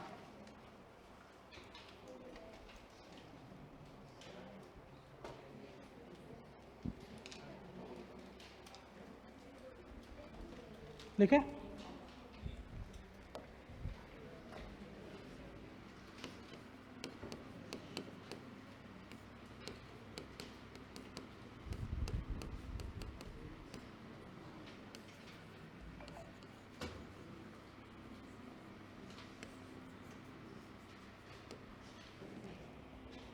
सुनिए, कौन सा मास्टर प्लान है? विलेज मतलब मास्टर प्लान, है ना। एक मूवी आई थी plan A and plan B, देखा?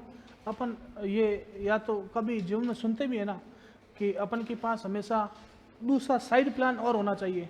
काफ़ी बार क्या होता है कि अपन जो सोचते हैं वह नहीं हो पाता, तो अगर वह नहीं हो पाता और अपने पास अगर कोई दूसरा प्लान नहीं है तो अपन पूरी तरह टूट जाते हैं, होता है ना। तो प्लान भी हमेशा तैयार होना चाहिए, नहीं होना चाहिए। अगर प्लान बी नहीं होगा, मैंने इंजीनियरिंग की थी, बीटेक, नाम सुना है? बहुत उस टाइम बहुत क्रेज था, हाँ की भी, नौकरी भी लगी, लेकिन नौकरी आशानुरूप नहीं लगी, बहुत दूर लगी। तो अगर प्लान बी था सरकारी नौकरी मेरा, अगर प्लान बी तैयार नहीं होता तो या तो प्लान ए में राजी नहीं हो तो भी करते जाओ। तो प्लान बी तैयार, इसमें क्या होगा, विलेज मास्टर प्लान में, विलेज मास्टर प्लान में अपन ने आगामी 3 वर्षों का ध्यान में रखकर प्लान तैयार किया। देखो अभी कौन सा साल चल रहा है, 2024, क्या 2050 तक बाड़मेर की स्थिति वही रहेगी जो आज है? क्या 2000 में बाड़मेर की स्थिति वो थी जो आज है? तो आप लोग देख सकते हो कि प्रत्येक 5-10 सालों में बहुत कुछ परिवर्तन होता है। पहले एक जमाना था, तब हमारे बाड़मेर में कारें इक्के दुक्के के पास होती थी, इक्का दुक्का। आज मैं आपको बताऊं, हमारे घर के बाहर कि जो घर है ना, उसके दोनों तरफ यूं कारें हैं, यूं कारों की लाइन बनी हुई है। रात को यूं कारें ही कारें होती है, प्रत्येक घर के बाहर 2-2 कारें हैं। बताओ, ये ईमानदारी बता रहा हूं। और आज से अगर 10 साल पहले देखूंगा ना, तो घर के बाहर इक्की या दुक्की कार होती थी।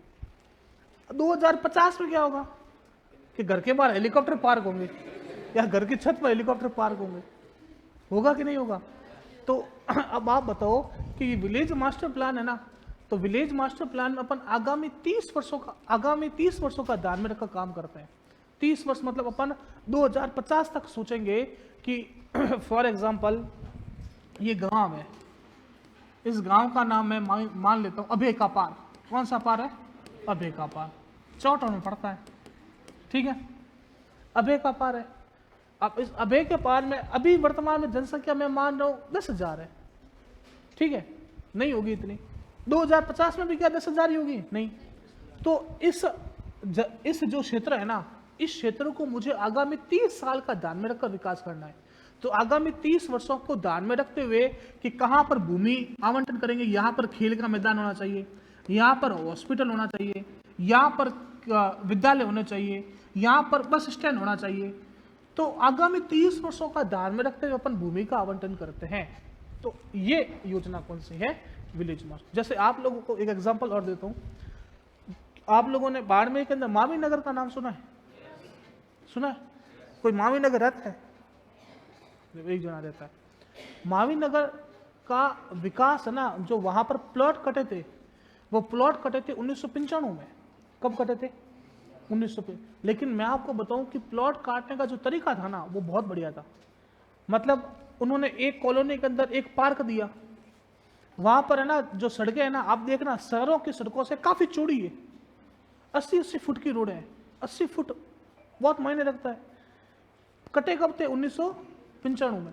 क्या 1995 में 80 फुट रोड की आवश्यकता थी? नहीं। लेकिन उनको पता था कि आगामी 30 वर्षों में इस देश का, इस शहर का विकास इतना होगा कि अपन को इतनी लंबी और चौड़ी रोडों की आवश्यकता होगी।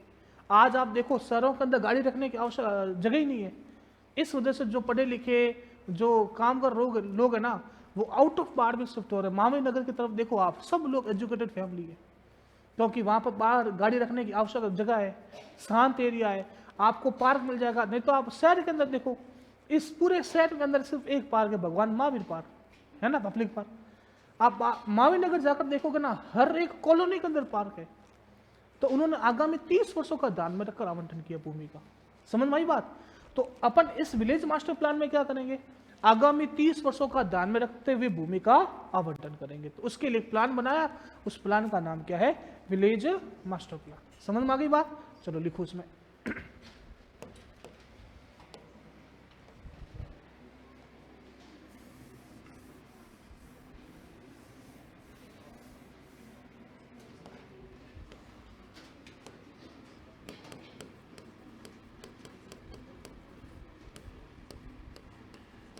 आगामी 30 वर्षों का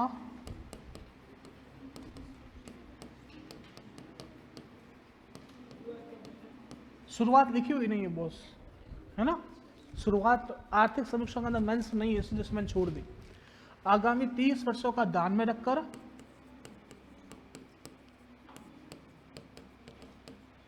विलेज मास्टर प्लान तैयार किया जाएगा।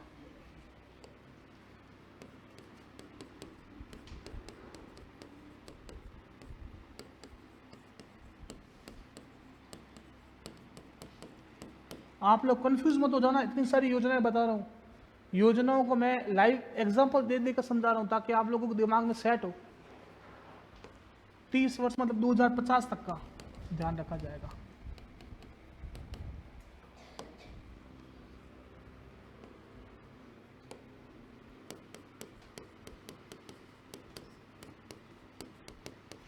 गांवों में भविष्य को ध्यान में रखते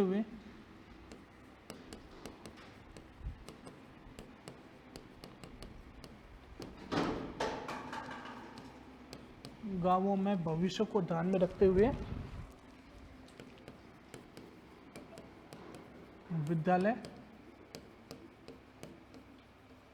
खेलकूद, हॉस्पिटल,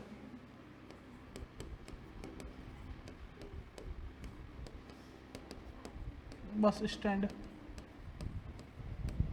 आदि हेतु भूमि का आवंटन किया जाएगा।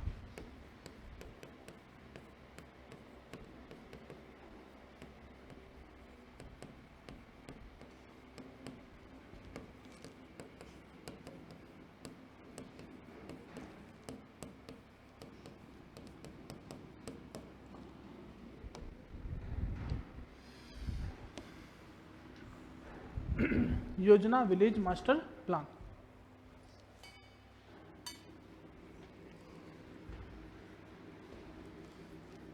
समझ में आ रही है सबको या नहीं आ रही है? सबको आ रही है?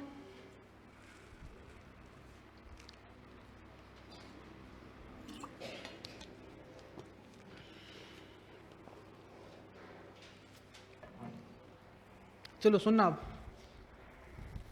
अगली एक संस्था और है, उस संस्था की बात करता हूं। एक संस्था है जिसका नाम है रूडा। कौन सी है? रूडा। सुनना, लिख दिया?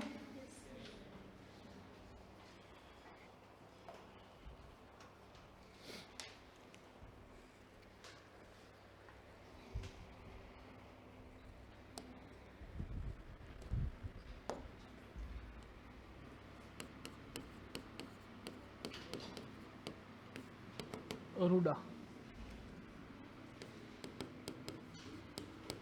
ग्रामीण गैर कृषि विकास।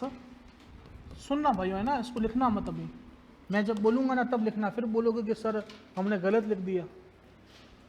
सुनिए, ग्रामीण का मतलब गांवों का, ठीक है। गैर कृषि का मतलब जो कृषि से संबंधित है कि नहीं है? नहीं है। विकास मतलब विकास करने के अभिकरण का मतलब एक संस्था है। ये संस्था गांवों में उन क्षेत्रों को, उन चीजों का विकास करेगी जो कृषि से संबंधित है या नहीं है? नहीं है ना। जैसे फॉर एग्जाम्पल आप मुझे बताओ कि सरसों कृषि से संबंधित है। कपास है, ऊन, ऊन, बहुत बढ़िया, ऊन। कौन सी फसल है? रबी, खरीफ, जायद?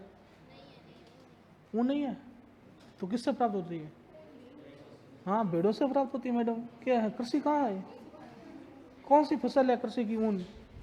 ऊन पशुओं से प्राप्त होती है, कृषि की फसल नहीं है।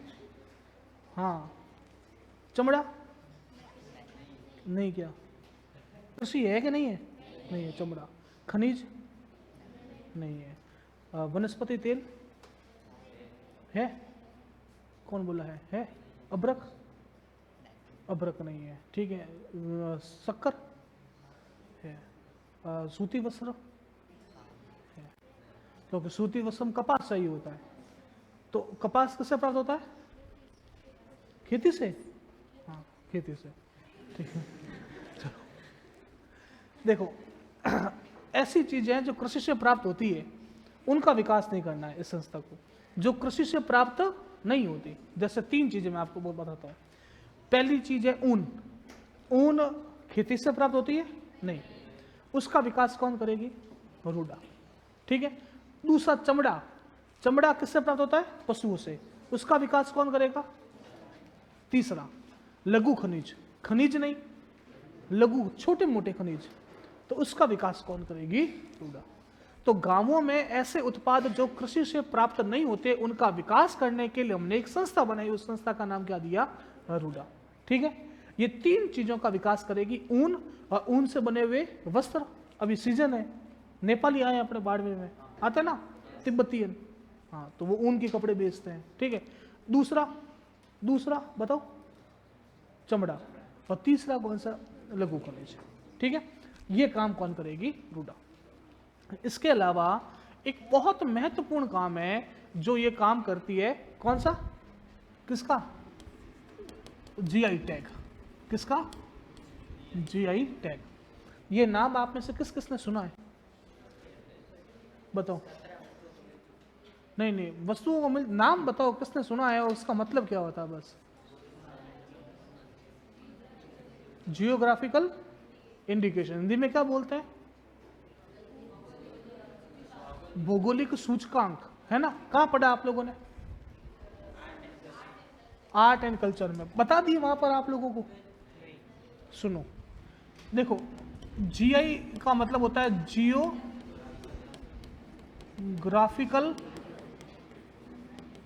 इंडिकेशन। इसको अपन हिंदी में बोलते हैं भौगोलिक सूचकांक। आप में से किसको इस समझ में आ रखा है शब्द होता है क्या भौगोलिक सूचकांक?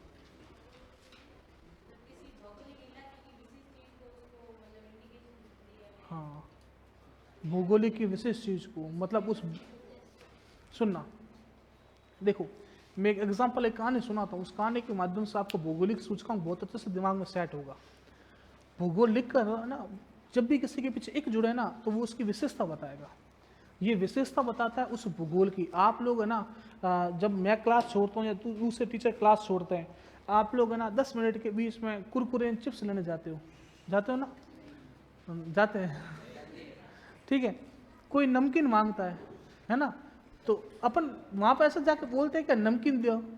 नहीं, अपन क्या बोलते? बीका जी दीजिए। कहते हैं ना बीका जी दीजिए। बीका जी नमकीन है क्या? नहीं है। बीका जी नमकीन का ब्रांड है। सुनो, बीका जी क्या था कि बढ़िया व्यक्ति हुआ करता था। बढ़िया समझते हो? जो व्यापार करता है, जो बढ़िया व्यक्ति होता है ना, वो हमेशा अपना फायदा देखता है। मैं भी बढ़िया हूँ। मैं बढ़िया नहीं हूँ, मेरे पूरा खानदान बढ़िया है। मैं एक इकलौता हूँ जो नौकरी में हूँ, बाकी हमारे परिवार में कोई भी नौकरी में है नहीं। तो मैं थोड़ा सा ऑफ द ट्रैक चल गया। तो बढ़िया होता है ना, वो हमेशा खुद का व्यापार देखते हैं, मतलब लाभ देखते हैं। ये बीका जी है ना, वो भी बढ़िया था।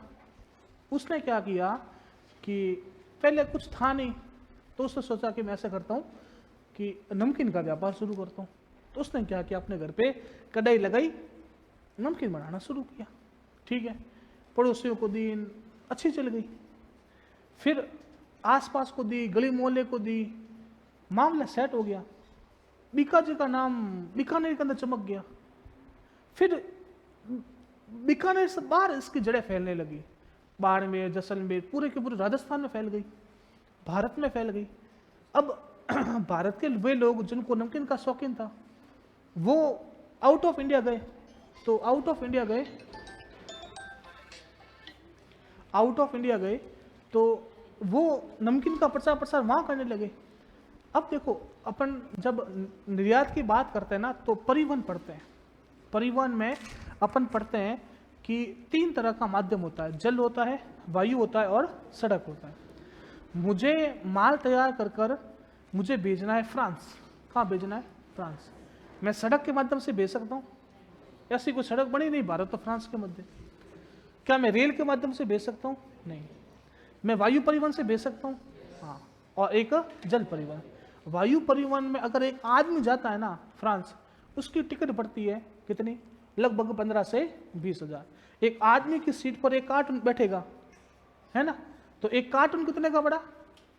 15 से 20। एक कार्टून की कीमत थी 3000, लेकिन किराया कितना लगा? 15। तो ट्रांसपोर्टेशन करना महंगा पड़ा ना, तो इस वजह से कभी भी माल के लिए ट्रांसपोर्टेशन वायु परिवहन का इस्तेमाल नहीं होगा। अपन इस्तेमाल किसका करेंगे? जल। अब जल परिवहन राजस्थान में बताओ कौन सा समुद्र है? कोई है? नहीं, अभी तक तो बड़ा नहीं। तो समुद्र है नहीं। समुद्र कहाँ है राजस्थान के पास में?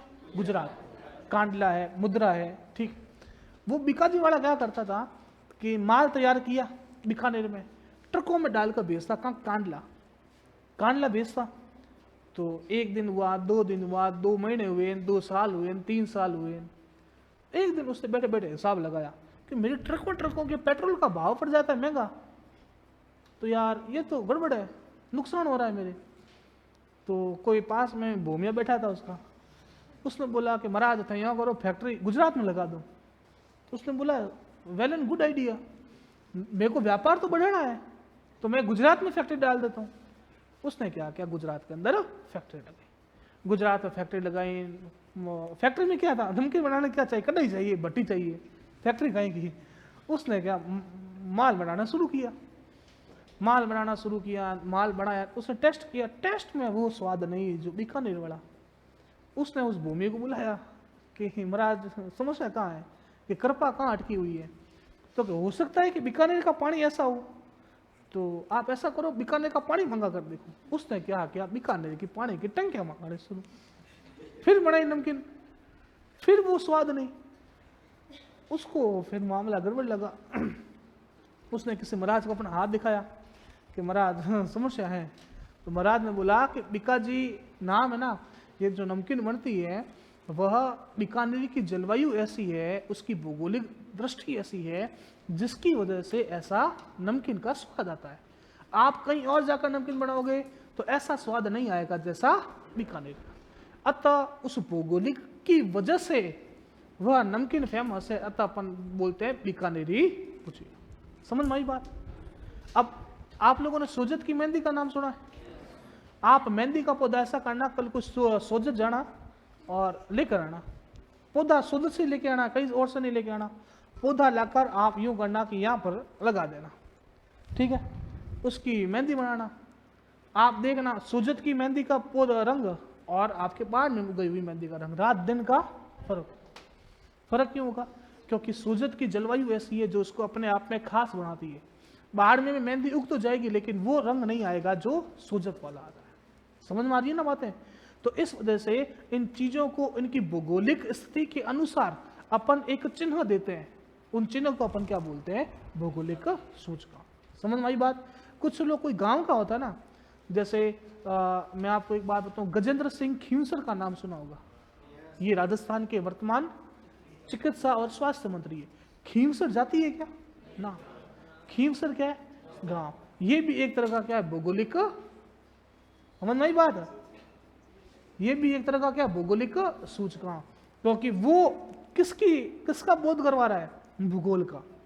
नाम समझ में आ रहा है? लोग अपने नाम के पीछे गांव का नाम लगाते हैं ताकि मैं उस गांव का रहने वाला हूं ये पता चले। तो ये की ये बात ये वाली है जीआई टैग। भारत का पहला जीआई टैग दिया था दार्जिलिंग की चाय को। किसको? दार्जिलिंग का है पश्चिम बंगाल में, असम में? असम में नहीं, पश्चिम बंगाल में ही है। कहां पर है? पश्चिम बंगाल में। भारत की पहला जीआई टैग था वो दार्जिलिंग की चाय को दिया गया। अब सुनो, दार्जिलिंग की चाय है ना, कभी कोई गया हो नहीं गया हो, मैं गया था 2 साल पहले, ठीक है? वहां पर क्या होता है, चाय बिकती है, घाटियां बहुत बड़ी बड़ी है ना। वहां पर ऐसा होता है कि चाय के आउटलेट बने हुए होते हैं। आप वहां जाओगे तो आपको बोलेंगे साहब हमारी चाय बहुत ज़्यादा फेमस है, हम आपको ऐसी चाय पिलाएंगे कि आपका तन बदन दुरुस्त हो जाएगा। हमने सोचा पियो, तो क्या फ्री में चाय एकदम। तो उससे चाय पिलाई, वास्तव में चाय इतनी जोरदार कि पूरे दिन की थकान मिट गई।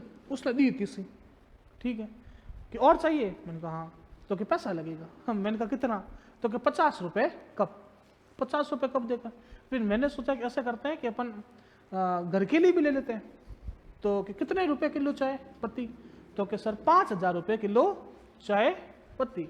अपना काजू किशमिश से 5000 रुपये कौन बढ़ा है? तो मुश्किल से करके हम लोगों ने 2 पैकेट लिए। मेरा दोस्त भी था, ठीक है। घर पे आके चाय बनाई हमने। मैंने कहा मम्मी बना के देखा, मम्मी ने बनाई, तो जो चाय बनती है ना उससे भी घटिया। मैंने कहा कि नहीं नहीं आपको बनानी आई नहीं, मैं बना के बताता हूँ। मैंने बनाई वो चाय तो वो धोखा था एक तरह का। समझ में आई बात? जो चाय ओरिजिनल होती है ना दार्जिलिंग की चाय, वो भारत में कहीं नहीं आती। ये चाय पूरी की पूरी निर्यात हो जाती है और इसका जो भाव होता है ना वह कम से कम 7 से 10 हजार रुपए किलो होता है। अपन के राजस्थान में भारत में कोई ऐसा पैदा ही नहीं हुआ जो चाय पत्ती के 7 से 10 हजार रुपए किलो देते। इस वजह से ये चाय की पत्तियों को भारत के मार्केट में आना ही नहीं देते। ये सीधा का सीधा कहाँ कर देते हैं? Out of India. जो अपन के यहाँ पर चाय की पत्ती छानते हैं ना, छानने के बाद जो कचरा होता है ना, वो कचरा यूं पैक किया और 250 रुपए किलो बाजार, वो कचरा होता है। रियलिटी बता रहा हूँ, ईमानदारी है। अपन समझते नहीं है इस चीज को। तो ये जो भौगोलिक संकेतक है ना वो ओरिजिनल चीजों को मिलता है। अब दार्जिलिंग के चाय आप ओरिजिनल पियोगे ना तो दिमाग काम नहीं करेगा। हाँ दिमाग होगा तो काम करेगा, नहीं तो नहीं करेगा। ठीक है, लिखो रूडा। समझ में आया? जीआई टैग स्थापना,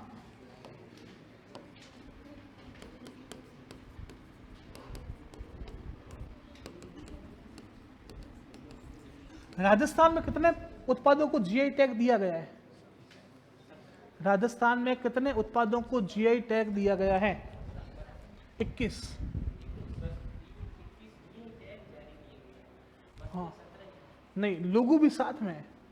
हमेशा हमेशा ध्यान रखना, वस्तु और लोगो। आपको ऐसा पूछेगा कितने जीआई टैग दिए गए हैं, आंसर क्या आएगा? 21। मुख्यालय जयपुर,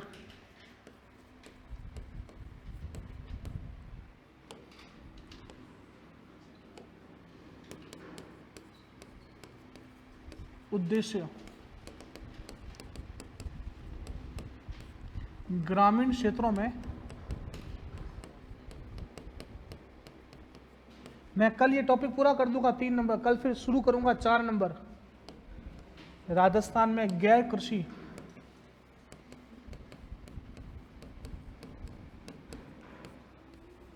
उत्पादों का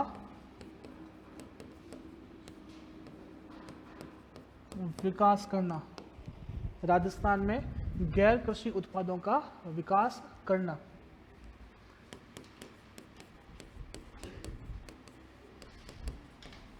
रूडा के मुख्य 3 क्षेत्र निम्न है। रूडा के मुख्य 3 क्षेत्र निम्न है। पहला,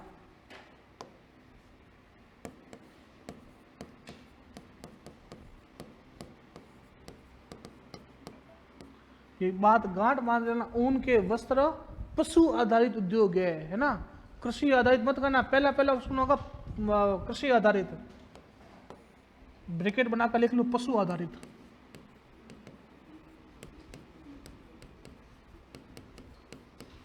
अंदर से नाचते नाचते आओगे, बाहर जाकर चेक करोगे ना तो बोलोगे ओहो अगली वैकेंसी कब आएगी। चरम उद्योग तीसरी,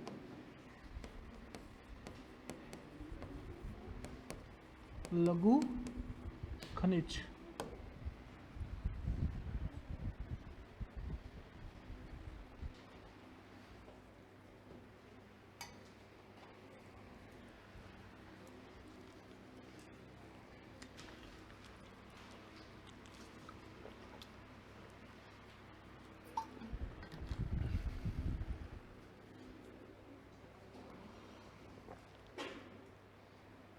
लिख दिया?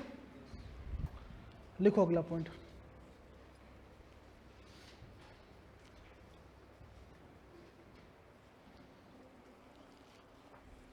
देखिए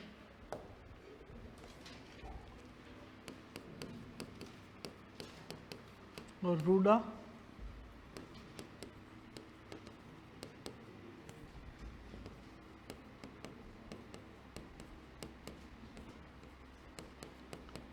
राजस्थान के उत्पादों को भौगोलिक संकेतक भी प्रदान करता है।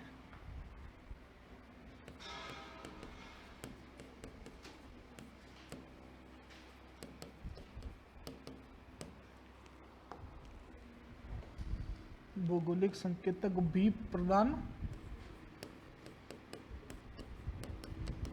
करता है अभी तक।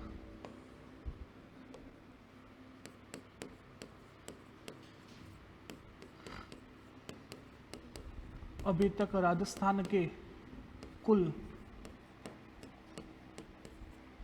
21 भौगोलिक संकेतक जारी किए गए हैं।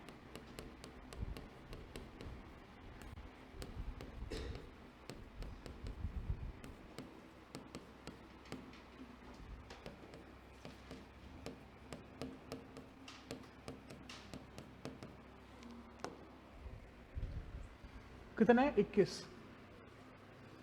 जो लेटेस्ट जारी किए 2023 में 5 है, बाकी वाले 16 पहले हैं। ठीक है, मैं अब आपको एक एक करके बताता हूं, है ना। आप लोगों को ये सारे के सारे उत्पाद याद होने चाहिए कि कौन कौन से भौगोलिक संकेतक बताए। क्या अभी तक किसी क्लास में बताया आपको? बताया 21 के 21 बताए क्या? हाँ ठीक है, सुनना।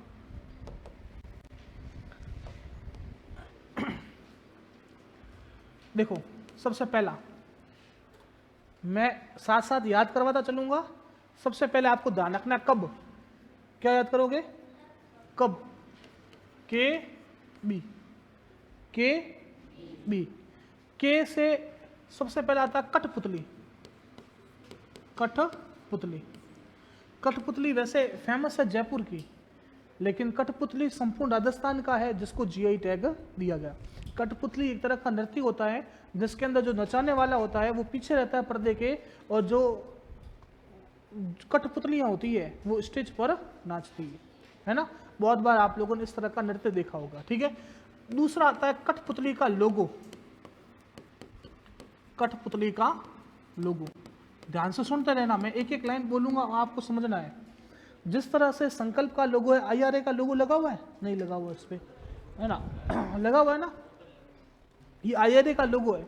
अगर मैं इसको भौगोलिक संकेतक दे दूं, इसका मतलब ये होगा कि भविष्य में कोई भी संस्था, कोई भी कोचिंग इसका कॉपी नहीं मार सकती। समझ में आई बात? कठपुतली का लोगो होता है ना, इसका भी एक लोगो है जिसको क्या दे रखा है? भौगोलिक संकेतक दे रखा है। बात समझ में आ रही है? ठीक है, ये हो गया के से कठपुतली, के से कठपुतली का लोगो। तीसरा आता है कोटा डोरिया। कोटा डोरिया। और चौथा आ जाएगा कोटा डोरिया का लोगो। देखो सुनो, कोटा डोरिया क्या? डोरिया मतलब डोरे, डोरे मतलब धागे, है ना। यहां पर देखो लिखना नहीं है, बाद में लिखना। ठीक है, कोटा डोरिया का लोगो मतलब कोटा डोरिया के जो धागे होते हैं, उन धागों से साड़ियां बनती है। क्या बनती है? साड़ियां। और विश्व प्रसिद्ध साड़ियां हैं। आप सामान्य धागे की साड़ी लोगे आपको 1000-2000 मिल जाएगी, लेकिन कोटा डोरिया इतना फेमस है, आप उसकी साड़ी लोगे तो 5000 से कम की साड़ी नहीं है कोटा डोरिया, है ना। केथुन कोटा और एक जगह आती है मांगरोल बारा, वहां की बहुत ज्यादा फेमस है, लेकिन कोटा का क्या दे रखा है? GI tag. एक बात और सुनना, इसका जो कारीगर था उसका नाम था मंसूर अहमद। क्या नाम था? हाँ, मंसूर अहमद। इस वजह से इस कला को अपन मंसूरिया कला भी कहते हैं। आपको पेपर में पूछे निम्नलिखित में से किस कला को मंसूरिया कला कहते हैं, आंसर क्या आएगा? कोटा डोरिया। 4 याद हुए? ये मैंने 4 क्या बताए? के से कठपुतली लोगो, कोटा डोरिया लोगो। के कंप्लीट नहीं हुआ? हो गया। ठीक है, फिर बी से ध्यान रखना। बी से आपको ध्यान रखना, पहला blue pottery. Blue pottery, pottery का हिंदी मतलब होता है बर्तन। आपके घर पे जो बर्तन होता है ना, उसको अपन बोलते हैं पॉटरी, है ना। अगर ये स्टील के हैं तो अपन बोलते हैं स्टील पॉटरी। एक शब्द और बोलते हैं यूटेंसिल, है ना। मिट्टी के हो तो अपन बोलते हैं क्ले पॉटरी।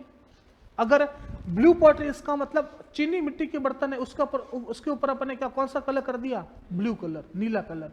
अलग अलग डिजाइनिंग में कर लिया, बहुत ज्यादा फेमस होगी। जयपुर में फेमस हुई थी।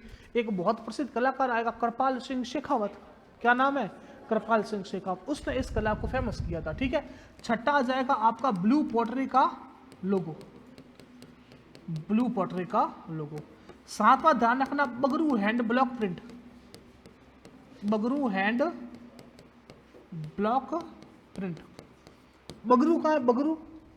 बगरू है जयपुर में, है ना। आप लोग है ना अजरक प्रिंट देखी है आप लोगों ने? अगर आप बाड़मेर के हो और तो बाड़मेर में प्रत्येक घर पर अजरक प्रिंट की चादरें होती है। वो क्या करते हैं कि डाई होती है उनके पास, डाई। जैसे आप लोगों ने सिक्का देखा, सिक्का बनता कैसे है? सिक्के में एक लोहे को इस तरह से काट लेते हैं, उसके ऊपर 5 रुपए का डाई बनी होती है और इसके नीचे 5 रुपए की डाई बनी, बीच में रखते हैं सिक्का और उसको ऊपर से जोर से प्रेस करते हैं, तो जो 5 रुपए का जो डाई होती है ना ऊपर, वो छप जाती है किसके ऊपर? लोहे के ऊपर। समझ में आई? अंगूठा लगाया कभी? अंगूठे को अपन स्याही में डुबोते हैं, पेपर पे लगाते हैं, तो जो स्याही होती है वो किस पे छप जाती है? पेपर पे। उसी तरह से चादरें बनती है। आप यहाँ पर बाढ़ में नरगासर जाओगे ना, नाम सुना नरगासर का? खत्री समाज के लोग बनाते हैं।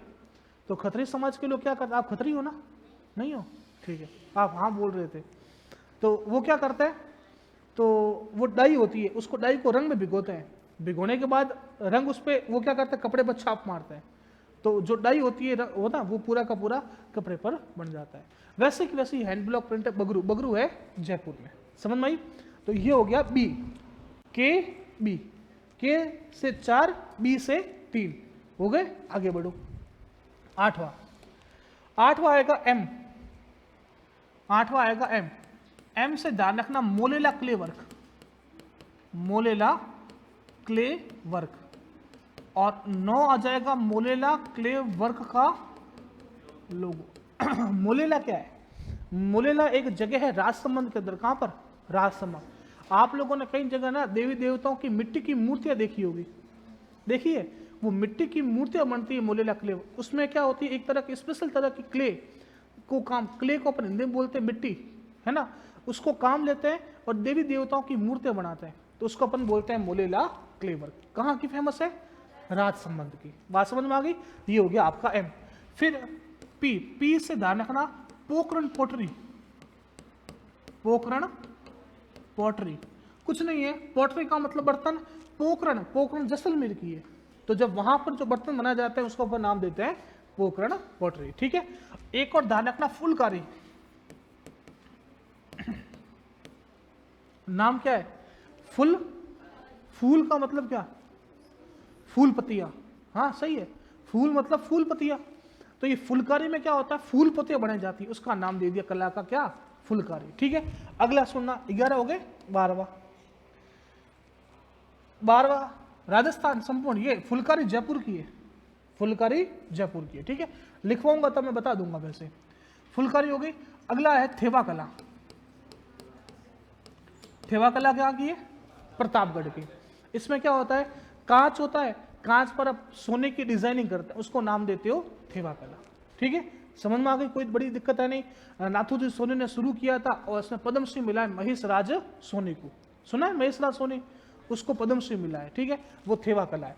जो 13वीं कला आएगी वह आ जाएगी Sanganeri hand block print. Sanganeri hand block print same है, ये सांगानेरी थी और ये बगरू थी। बगरू भी जयपुर की और सांगानेरी भी जयपुर की। ठीक है, ये जो 13 के 13 नाम मैंने लिखे हैं वो सारे के सारे हैंडीक्राफ्ट के। देखो एक भी नाम हैंडीक्राफ्ट के अलावा है क्या? सारे के सारे नाम हैंडीक्राफ्ट, और ये 13 के 13 हैंडीक्राफ्ट में दिए गए, लेकिन बहुत पुराने हैं। अब 5 और दिए वो भी हैंडीक्राफ्ट के हैं, वो भी मैं आपको बता रहा हूं, ध्यान से सुनना। ठीक है, 14वां, जो 14वां नाम आएगा वह आपका आएगा उस्ता कला। कौन सी कला? उस्ता कला। उस्ता कला कहाँ की है? बीकानेर। उस्ता मतलब क्या? उस्ता ऊंट पर। पहले क्या होता था अपन के बाड़मेर, जैसलमेर, बाड़मेर में ऊंट थे, है ना। अब ऊंट थोड़ी पता चलता वो पाकिस्तान है भारत है, पता है ऊंट को? नहीं, वो तो पशु है। तो क्या होता है कि पहले अपन के यहाँ पे तारबंदी इतनी नहीं थी, तो पशु क्या होते थे कि कभी पाकिस्तान कभी भारत। तो पाकिस्तान वाले बोलते कि थे जासूस छोड़ो, तो जासूस करा तो कहे ऊंट जासूस, तो करे ये पशु है, चले गए वहां पर। तो अपन ने क्या करने लगे, ऊंट पर कुछ ना कुछ लिखने लग गए कि फलान चंद का ऊंट है, तो ऊपर नाम लिख दिया फलान चंद। समझ में आई? ये धीरे धीरे कला विकसित होती क्या बन गई? उस्ता कला। तो उस्ता कला फेमस कहाँ की है? बीकानेर। ऊंट की खाल पर की जाने वाली कला कौन सी कहलाती है? उस्ता कला। ठीक है, उस्ता कला के बाद बीकानेर की एक और कला आती है, वह आती है कसीदाकारी। कौन सी कारी? ये भी कहाँ की है, बीकान। कसीदाकारी सब लोग जानते हो। अपन के पास एक सुई होती थी बड़ी वाली घर पे, अपन उससे कोई ऊन के वस्त्र बनाते थे, रजाइयां बनाते थे, उसको बोलते हैं कसीदाकारी। अगला 16वां, बंदेज। बंदेज है जोधपुर की। कहाँ की है, जोधपुर। बंदेज की साड़ियाँ आती है ना, बंदेज के साफे आते हैं। ये बंदेज की जो साड़ियाँ होती है ना, वो सुहागन का प्रतीक होती है। अपन के राजस्थान में, भारत में जब करवा चौथ है, ये जो सुहागन वाले त्योहार है, तीज है, छोटी तीज है, बड़ी तीज है, जब ये बनाए जाते हैं तब जो औरतें होती है वो बंदेज की साड़ियाँ पहनती है। तो बंदेज का जो काम होता है वो मुख्यतः कहाँ होता है, जोधपुर में। ठीक है, 16वें के बाद अगला देखता हूँ 17वां, कोफ्तगिरी। कौन सी गिरी, कोफ्तगिरी। कोफ्तगिरी फेमस है उदयपुर की। आप लोगों ने कोफ्ते खाए होंगे, तो कोफ्ते बनाने की जो कला होती है वो क्या कहलाती है, हाँ ठीक है, कहाँ की फेमस है, हाँ अड्डफोड़ों में क्या, कोफ्तगिरी, कोफ्ते बनाने की कला। मैं तो कुछ भी बोल रहा हूँ थे वहां में, हाँ कोफ्तगिरी क्या होती है, कोफ्ते बनाने की कला, अड्डफोड़ से, हाँ कोफ्ते बनाने की कला। नहीं, तलवार देखी, तलवार, हाँ तलवार, आगे जो तलवार का पोर्शन होता है वो होता है लोहे का, है ना, पीछे जो हैंडल होता है वो होता है, अपन के पास होगी तलवार तो लोहे का ही होगा, लेकिन राजा महाराजाओं के पास होती थी तो वो होती थी सोने का। तो जब लोहे पर सोने का काम करते हैं उसको अपन क्या बोलते हैं, बात समझ में आई। तो ये 4 हुए, और 5वां और ध्यान रखना 18वां, वह है पिछवाइयां। पिछवाइयां, पिछवाइयां है नाथ द्वारा, कहाँ का है, राजसमंद। पिछवाइयां क्या, देखो नाथ द्वारा में क्या है, श्री कृष्ण जी की मूर्ति, नाथ जी की मूर्ति। आपने भीलों की लूट पढ़ी होगी, पढ़ी, भीलों की लूट बहुत फेमस है। तो जब नाथ जी की मूर्ति के पीछे पर्दा लगाते हैं तो उस पर्दे पर क्या करते हैं अपन, श्री कृष्ण लीलाओं का चित्रण करते हैं। तो जब कृष्ण लीलाओं का चित्रण पीछे के पर्दे पर किया जाता है तो नाम क्या पड़ा, पिछवाइयां। बात समझ में आ गई, कोई दिक्कत। ये सारे के सारे जो मैं नाम बताए वो सारे क्या है, हैंडीक्राफ्ट। समझ में आ गए, ये 18 हो गए। एक चीज खाने की है बीकाजी, 2 चीज प्राकृतिक है, सोजत की मेहंदी और मकराना मार्बल। समझ में आई, टोटल कितने हो गए, 21। क्लियर, लिखो फटाफट इसको।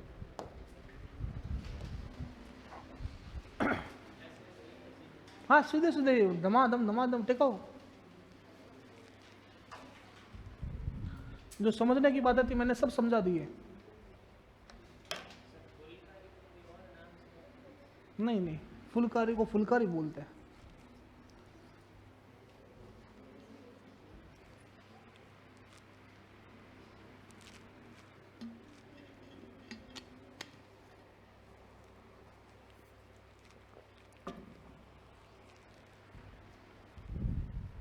ये ठसता नहीं है, उस्ता है, ध्यान रखना। मैंने मेरे वो मिल गया आगे, वो ठसता हो गया, ठसता नहीं, क्या है, उस्ता। मैं कर देता हूँ, नहीं तो कुछ विद्वान क्या करेंगे, ठसता ही कर देंगे।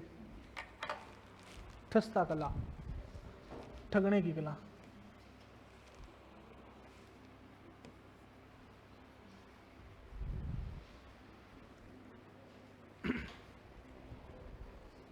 कोई दिक्कत हो तो बताओ भाइयों, फटाफट, झटाझट, नहीं तो फिर आगे। मेरा समय पूरा हो गया, मेरा नहीं, क्लास का समय पूरा हो गया। मेरा भी समय काफी बाकी पड़ गया। हाँ नहीं पता है।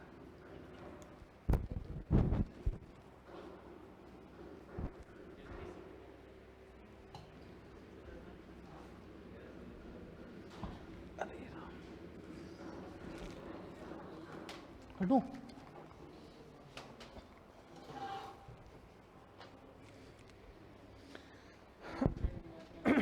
पोखरण पोट्री,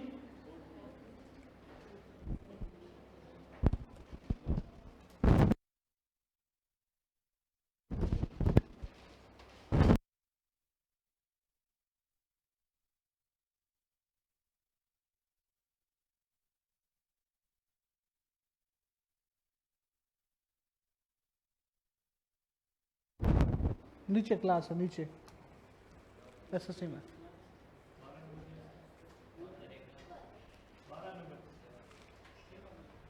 थेवा, थेवा, अरे यार इतना बढ़िया लिखा हुआ है थेवा। मेवा दिखा क्या आपको? थेवा ही तो है।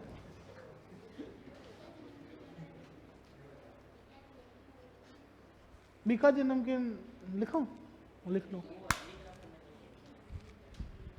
19, 20, 21 3 ही पूरे कर दें ताकि फिर 19। बीकाजी नमकीन नहीं, बीकानेरी भुजिया भाइयों, बीकाजी नमकीन मत कर देना।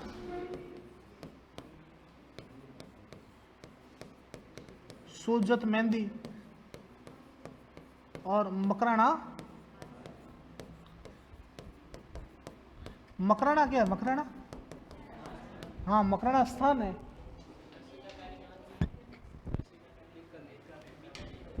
बीकानेर लिखा ना डॉट डॉट करके।